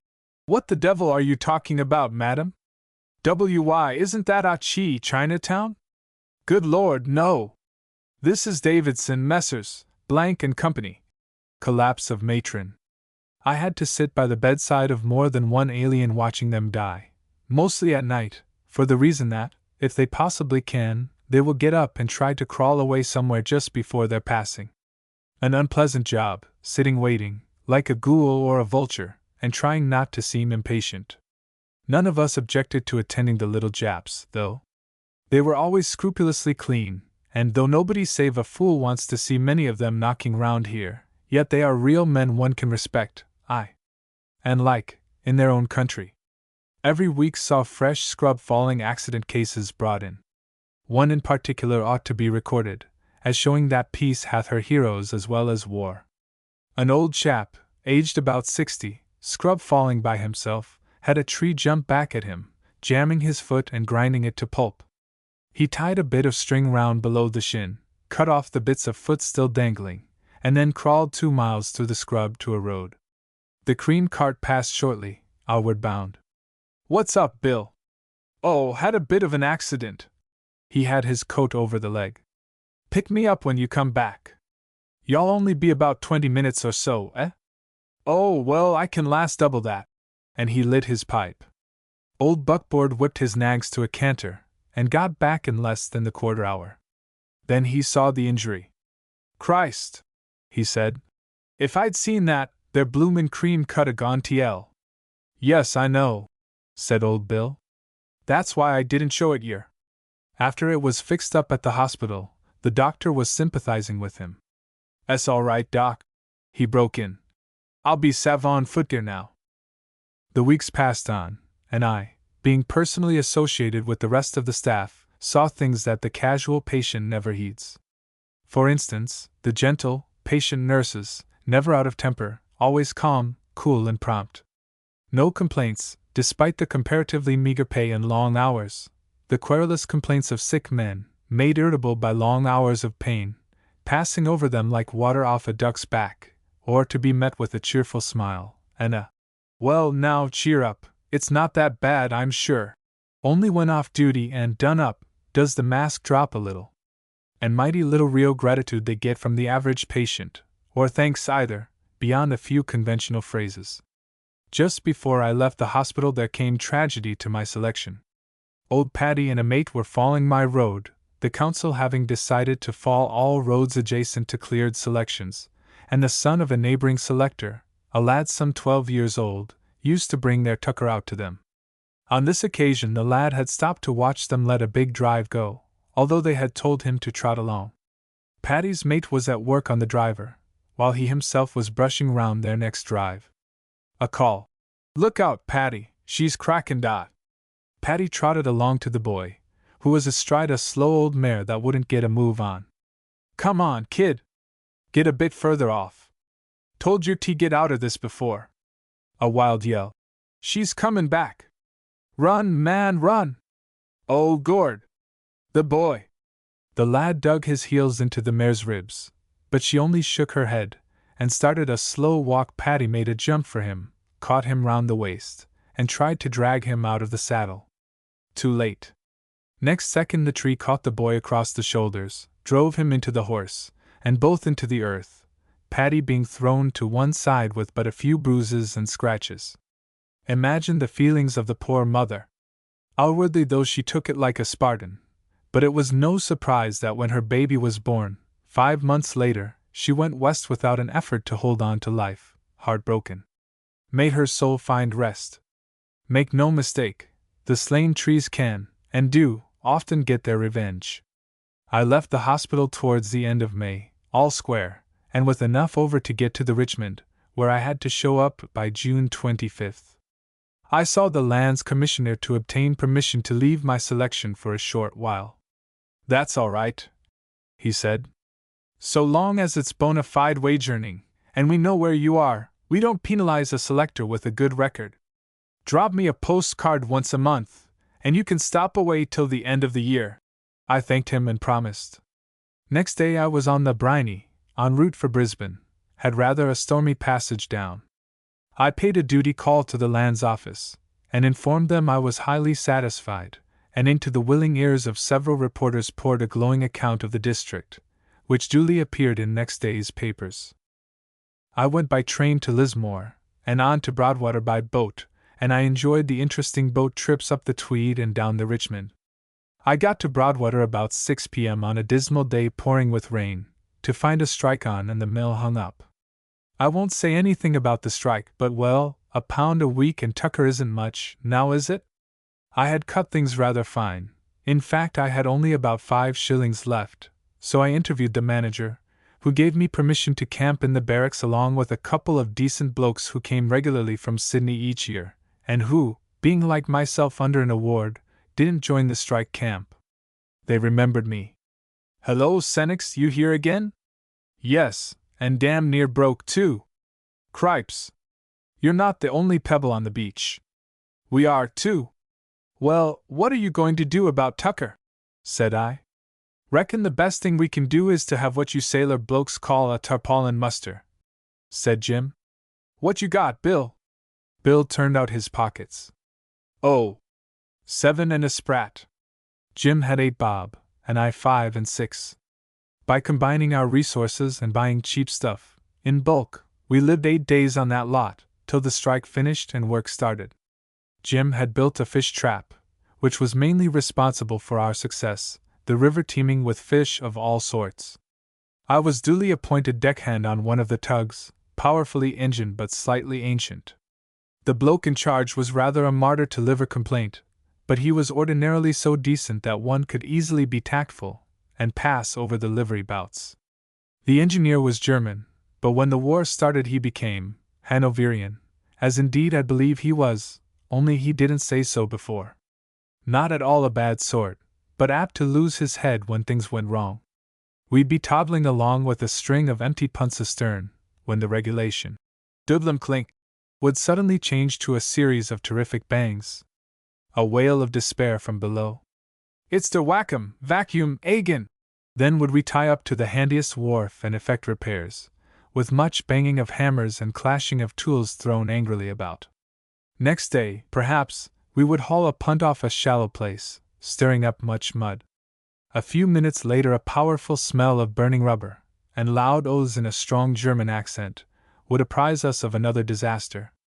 Up would come the chief, tearing his hair and dancing on his cap. "What's wrong, Franz?" says our skipper, with that quietly sarcastic attitude which is more maddening than a blow. Blitzen und die Pickelhaubs. Der Kop am Gondenser ISS cho Gedvit Sand. Well, clear the damn thing then. What are ye making such a fuss for? But der rupper backing ISS burnt, with much gesticulation. Well, says the skipper, with a disgusted look. Want me to give you one OM boots to mend it with? Put a new bit of rubber in. Franz, not apparently having thought of it before, dives below again, and we wait until the orgy of oaths, bangs, thumps and thumb smashings has ceased, and he comes up again, wiping his brow, to inform us that she's all right now till something else goes. But it was always the whack-em, and it went pretty often, in fact nearly every day for a month, and Franz talked wildly of shucking his yob. This statement roused old Tom, the skipper, to ribald contumely. What? You shuck your yob, why? A bloomin' charge of dynamite wouldn't shift you, and you know it, and, with bitter emphasis, you can't stuff me with that, old chap.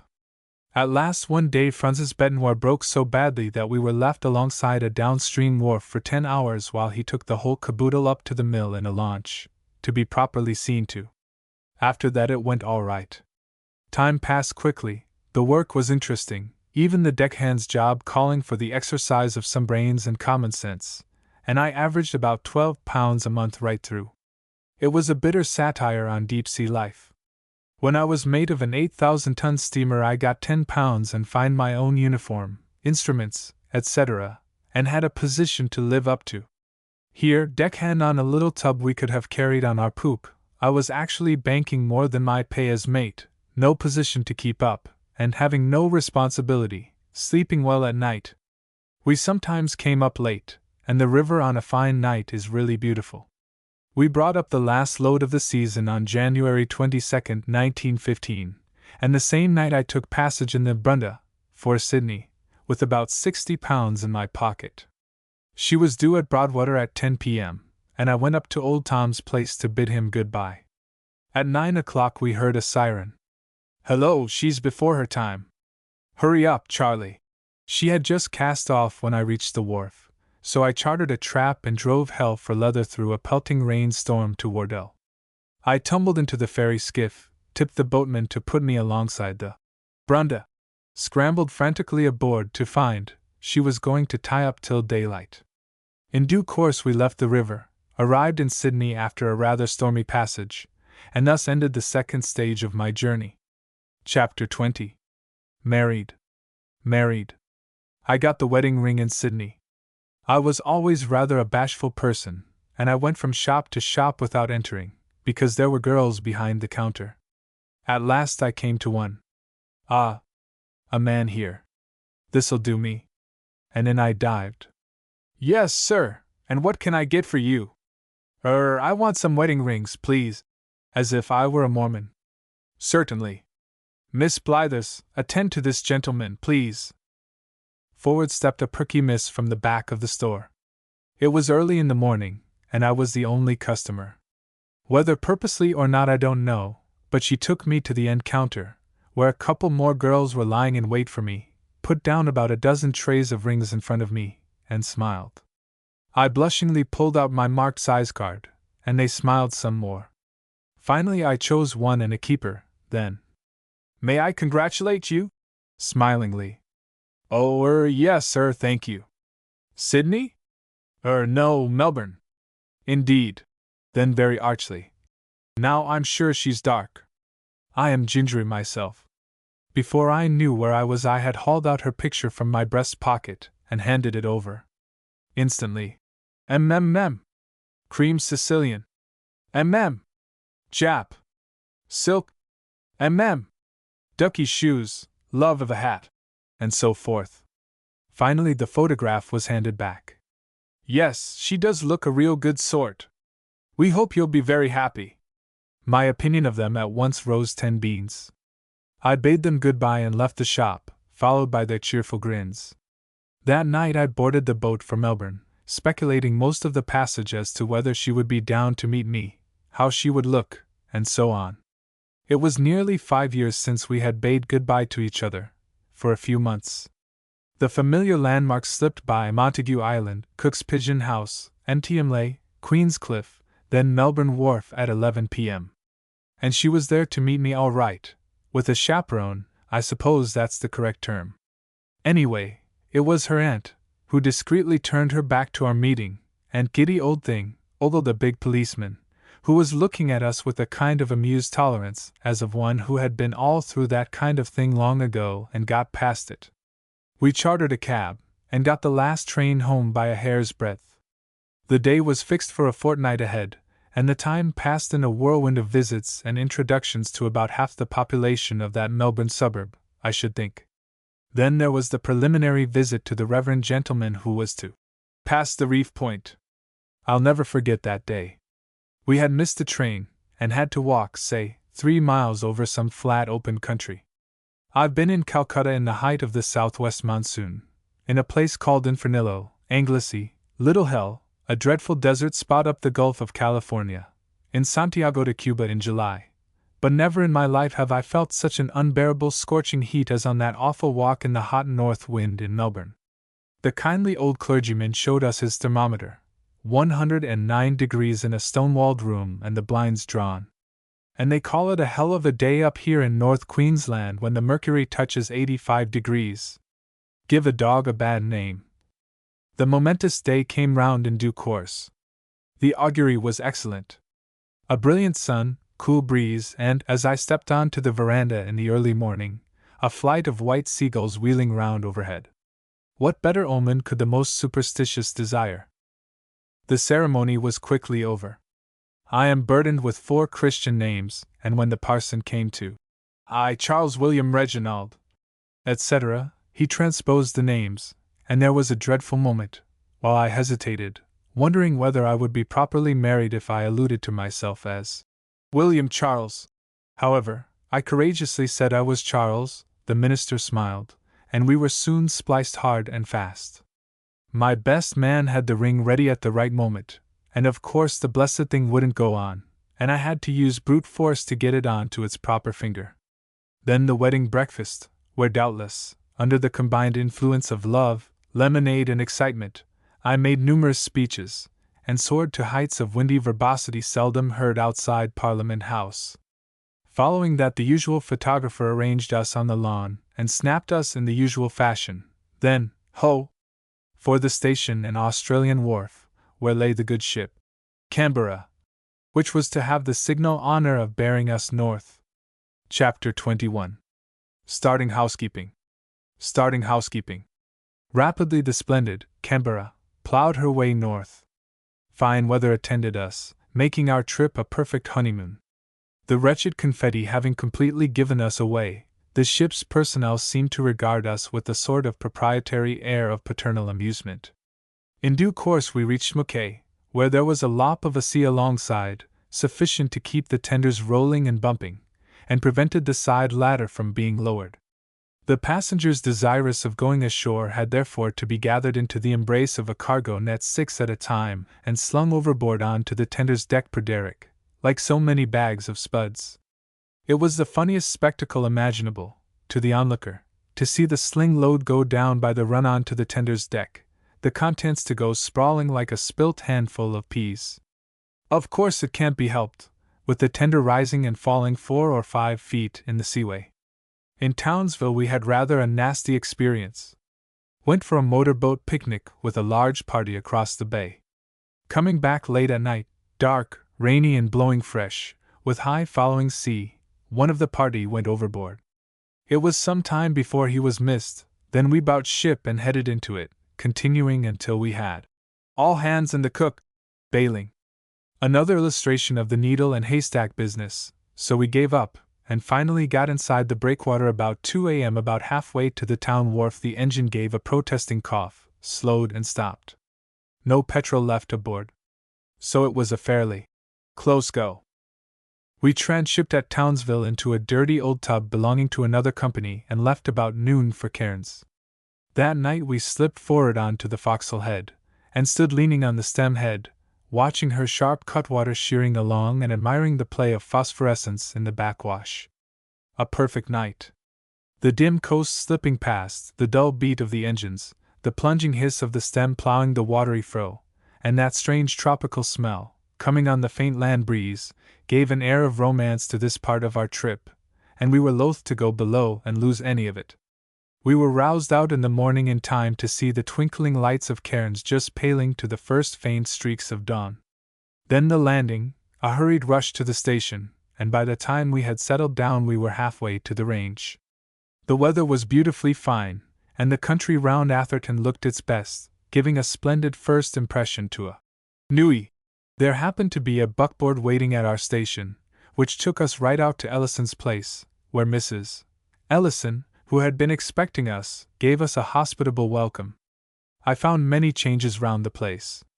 A road, 60 feet wide, had been cut through the scrub right out to my selection, though a lot of side cutting and bridge construction would still be necessary to make it navigable for a buckboard. Len, Terry, old Paddy, and some others had enlisted for the war, and I frankly admit I felt a bit ashamed and sort of lonely when I heard of it. The wife and I had waited nearly 12 years for our taste of happiness, and if the authorities wanted me, they knew where I was. Poor old Paddy had celebrated his departure by a glorious burst, and his final farewell to the crowd on the station was, "Sorry, you chaps, be but hick. Y'all have a go WHing in subscription, hick. Just goin' neen."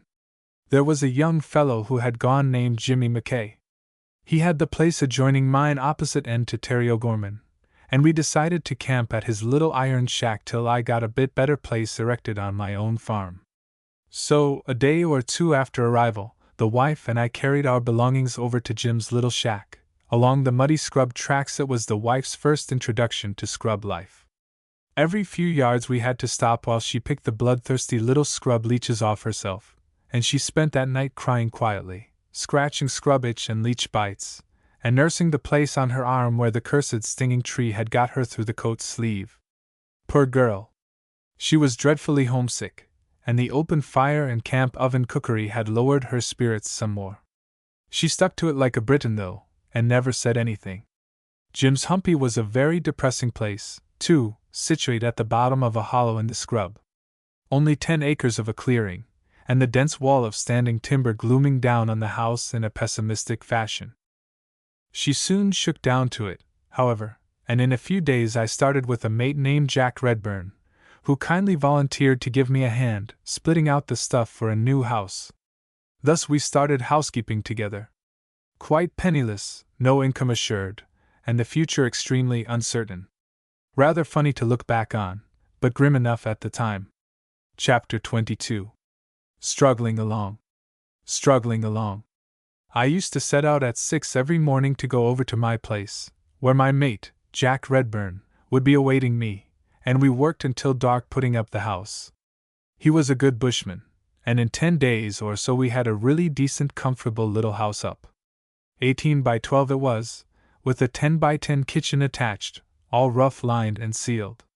It was a lonely time for the wife, and I often felt my way home in the dark to find her crouched alongside the smoky fire, starting at every sound from the scrub.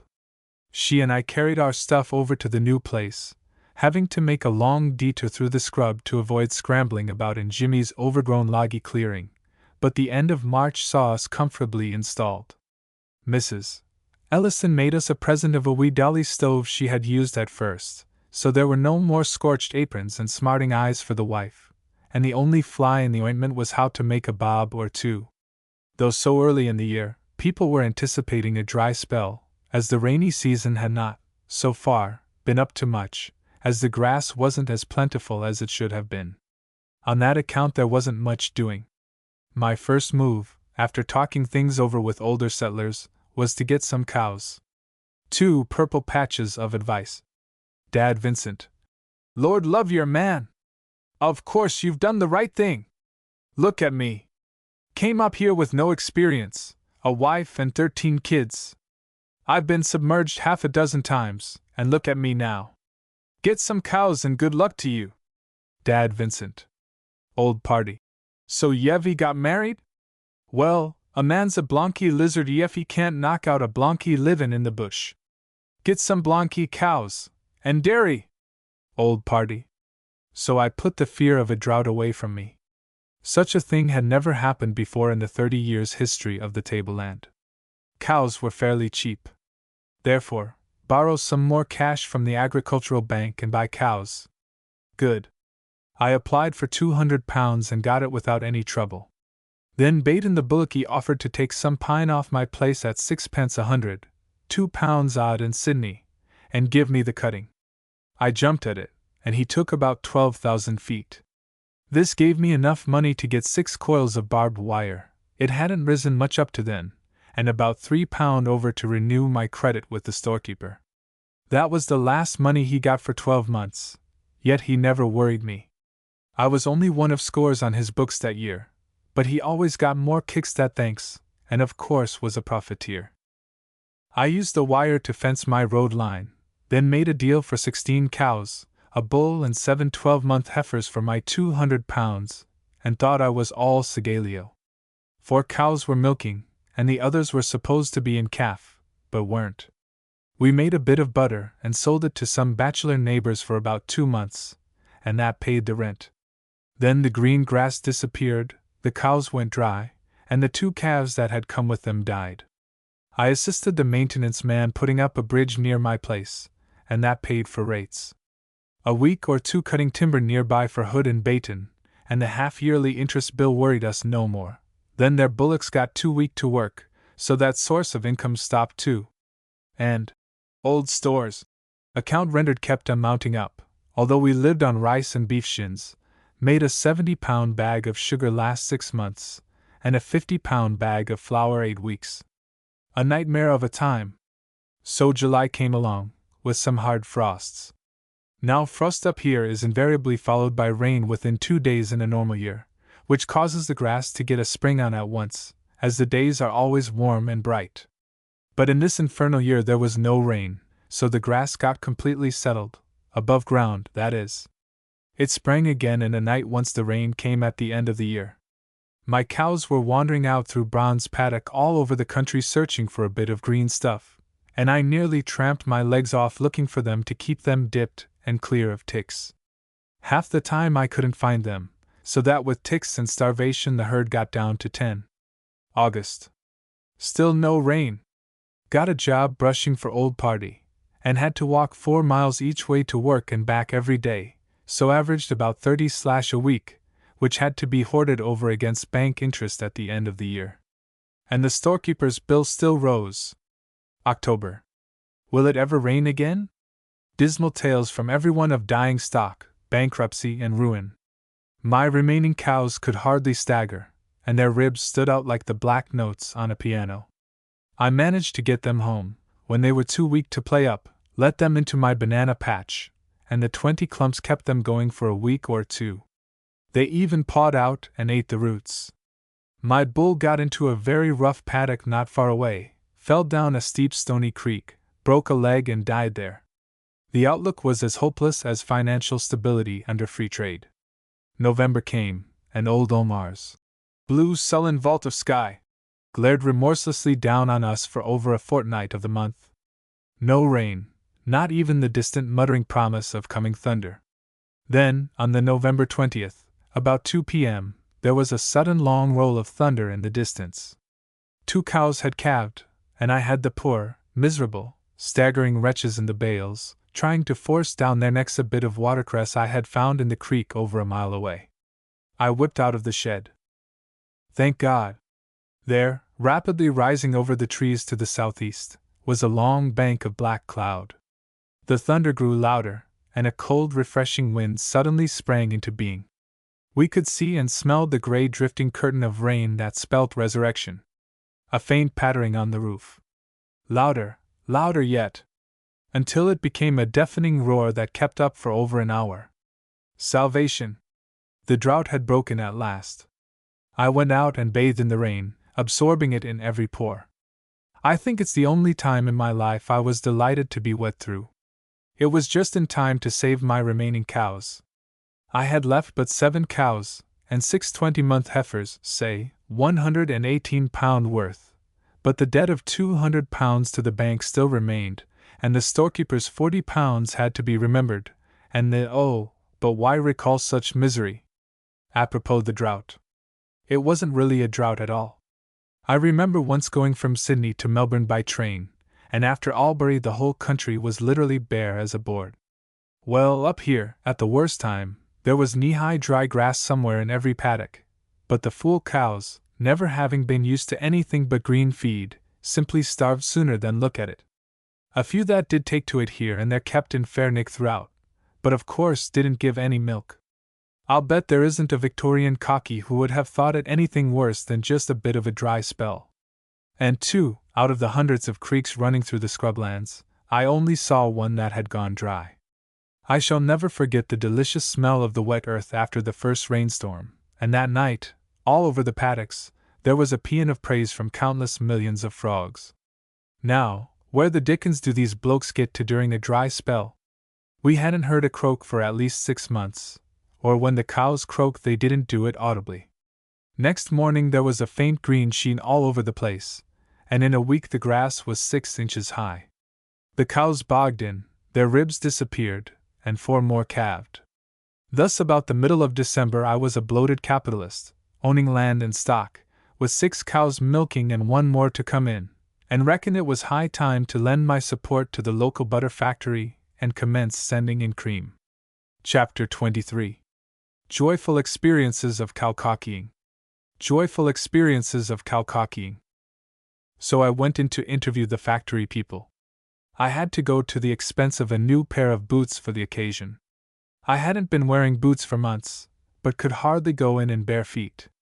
I had to take shares in the factory, and buy a separator, on terms, and right here is where I found for the first time a use for the chest full of blocks I had brought up to haul the scrub down with. I sold the lot to old party for a $5 and paid for my boots, deposit on shares and separator, and X's. In town out of it.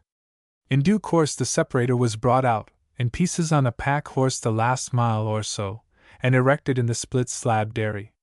What an event the first separating was! What though I forgot to clean the Vaseline out of certain little holes and corners, and the cream wouldn't pass through, that, in my anxiety to avoid turning too slow, I went at 80 revolutions instead of 60, and the final result hardly covered the bottom of a gallon billy. We owned property, stock, machinery, and we washed up the glistening new parts afterwards with pride and joy, which soon faded by the way. And it rained, and kept on raining, probably to make up for the drought. The moisture poured in chilly streams through the rusty old iron roof of the bales, and sometimes I got nearly as much rainwater as milk. The roads speedily became bogs, and the creeks rose and kept high for weeks. I was wet through morning, noon, and night, and everything in the house got damp and mildewed. Boots looked and smelt like old bronze. Of course, we wouldn't have been so miserable had we possessed a good big house, good bales, yards, fences, and so forth, but these luxuries needed cash, which I hadn't got, so I had to put up with makeshifts. Braun was away somewhere, and wouldn't fence his creek boundary. I couldn't.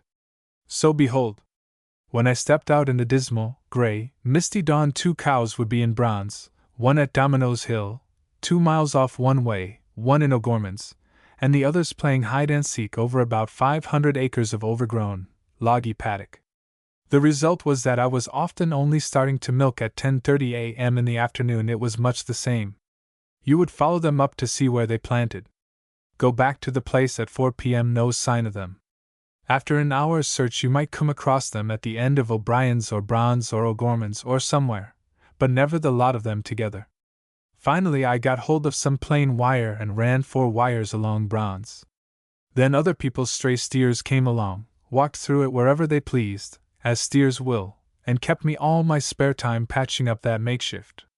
But it kept the cows home, anyway. Then carrying the cream. I had to take it down to a place opposite Liston's, 3 miles away. Had neither horse nor money to buy one. Tried to carry a can down by myself once, but never again. Ever tried to carry 30 pounds or so of liquid in a 16-pound can, all smooth and polished tinned steel? Try it and see how she goes. The weight keeps shifting, and one staggers round all over the shop, and staggering on a muddy road nearly knee-deep, things happen. you soon find yourself plastered thick from head to foot. The wife volunteered to help, so we slung the cursed can on a stick and carried it on our shoulders that way. Tramp, tramp through the bog, puffing and panting in the steamy heat across 2 deep creeks and along slippery sidelings, struggling down to Rodens, where we left the cans to be picked up by the carter 16 hours later and taken into the train, which eventually took it to the factory, where the cream was almost invariably graded second class. One day sticks in my memory. It had been intensely hot, and we got to Rodens late. There we heard a tale of woe. Mr. Roden was in hospital, and there was only Mrs. Roden and a kid to milk 30 cows. Of course I, like an ass, offered to help, forgetful that I had my own to see to, and by the time I thought of my own affairs it was getting dusk and the delayed thunderstorm threatened. We hurried off, I with 2 empty cream cans slung, Chinaman fashion, on a stick across the shoulders, the wife with a billy containing a jewfish still alive, which Mrs. Roden had given her, a special luxury we hadn't tasted for a year. We had just got into the thick scrub when the storm burst on us. It speedily became pitch dark, and there we were, 2 miles from home, the rain pouring in buckets full, drenched and shivering, slowly picking our way among the innumerable roots and stumps by the lightning flash's flickering glare, I in front, the wife behind hanging on to my belt. Every now and then I would feel a jerk, and a flop and smothered groan apprised me that the wife had fallen down again. Then a wail. "W, where's me fish?" And we would both be down on our knees in the mud feeling round for that precious fish until a lightning flash showed us where it was. Finally I slung the cans to one side and half led, half carried the poor girl home. When we arrived at the brow of a short, steep pinch leading down to our creek, we realized the impossibility of walking, just sat down in the mud and tobogganed down it. We reached home, covered with mud, drenched and exhausted. At 8 p.m. the cows weren't milked that night. This was about the end of March. In the following October our first child was born. Of course we didn't know. Still, what might have happened? Well, just about this time I heard Hood had a horse for sale, so I went and saw him. He was an old steeplechaser, 20 years old, and very thin and ribby. He stood about 6 feet high at the shoulder. I asked Hood what he had on him. 30 bob, said Hood. Done, said I, and dragged the milk home. We called him Napoleon Bonaparte, and stood looking at him that evening, telling each other he wasn't too bad at all. The old Saganese animal would look noble when he picked up a bit. He showed quality, didn't he now? In spite of his age, and so forth, until, our eyes meeting, we burst out laughing, with a simultaneous exclamation on our selection to the life.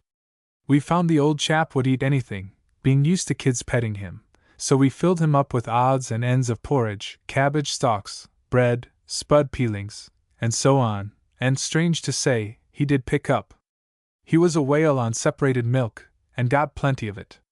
Anyway, the poor old fellow carried the cream, attached to his back by a weird contrivance of corn bags and rope, for 2 years, so he paid for himself.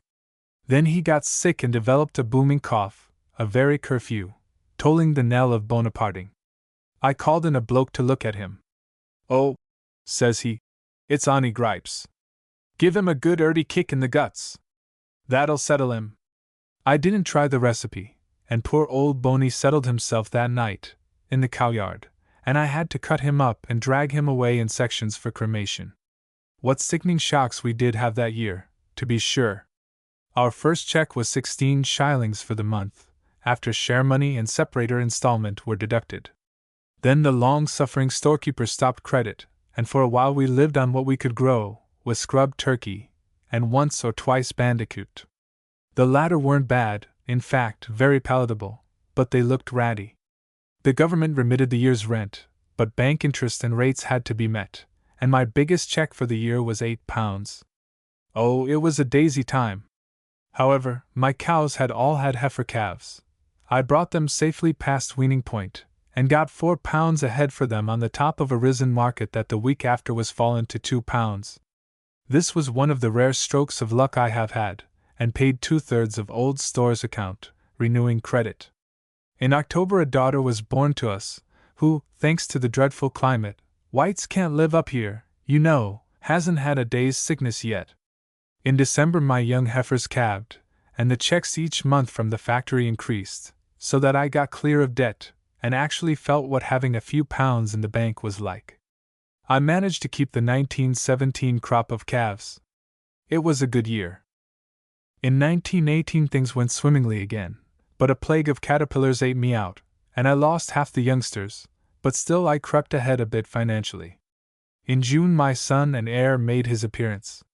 Another miserably bright, bonny, rosy-cheeked victim of the climate.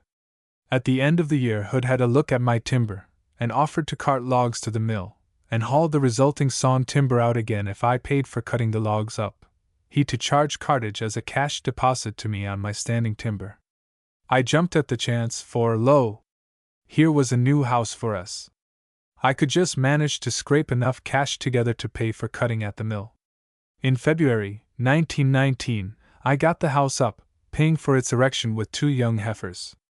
Now we had indeed turned the corner, and could begin to believe that our struggling days were really behind us.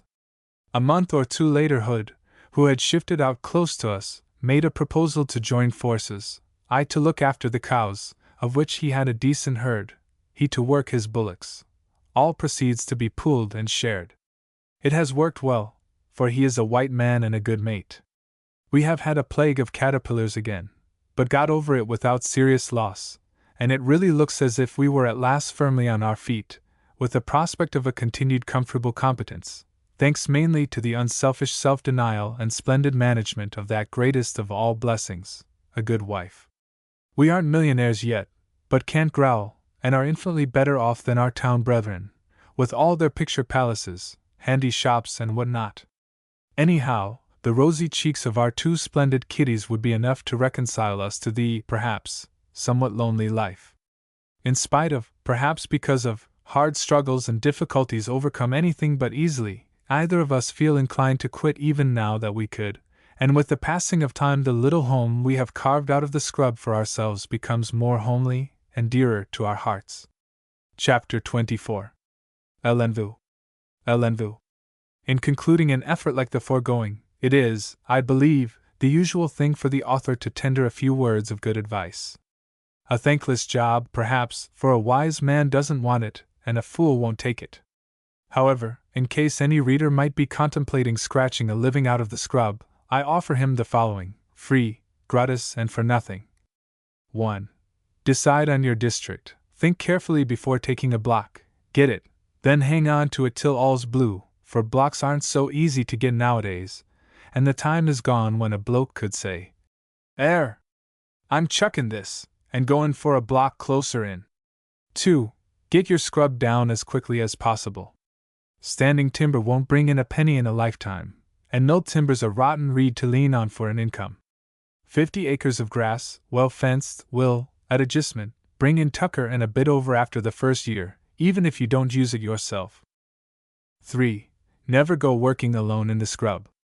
Always try to have a mate with you, and never wear smooth-soled boots in the scrub, unless you want to go to hospital. 4. Don't be afraid of the State Agricultural Bank. It's cheap money, and they won't, since they can't, foreclose for 21 years, provided interest is paid when due. The bank's assistance enables you to stop on your block instead of going away to work. Go as far as they'll allow you for scrub falling and buying cows, but not for house building or other unproductive work. Let Strawberry pay for that. Leave private banks alone. 5. Get grass seed in at once after the burn, and don't sow all one kind, no matter how good a feed it is. Her Majesty Queen Cow likes a change, like ourselves. 6. Don't start dairying until you have a good fence round the place. Then buy a few good cows and a good bull. Be wary buying milkers from a dairyman. Better get springing heifers. 7. Here get married. Weigh well the advantages of a widow with, say, a couple of children able to milk. If she has a little cash, all the better. Then it won't matter if she's not beautiful and is 10 years your senior. 8.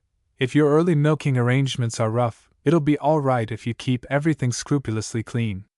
Slap the whitewash round. It's cheap, and like a parson's coat, occasionally covers a multitude of sins. 9. Don't sell your young heifers when weaned if you can struggle along without doing so. Breeding up your own herd, you know what you've got.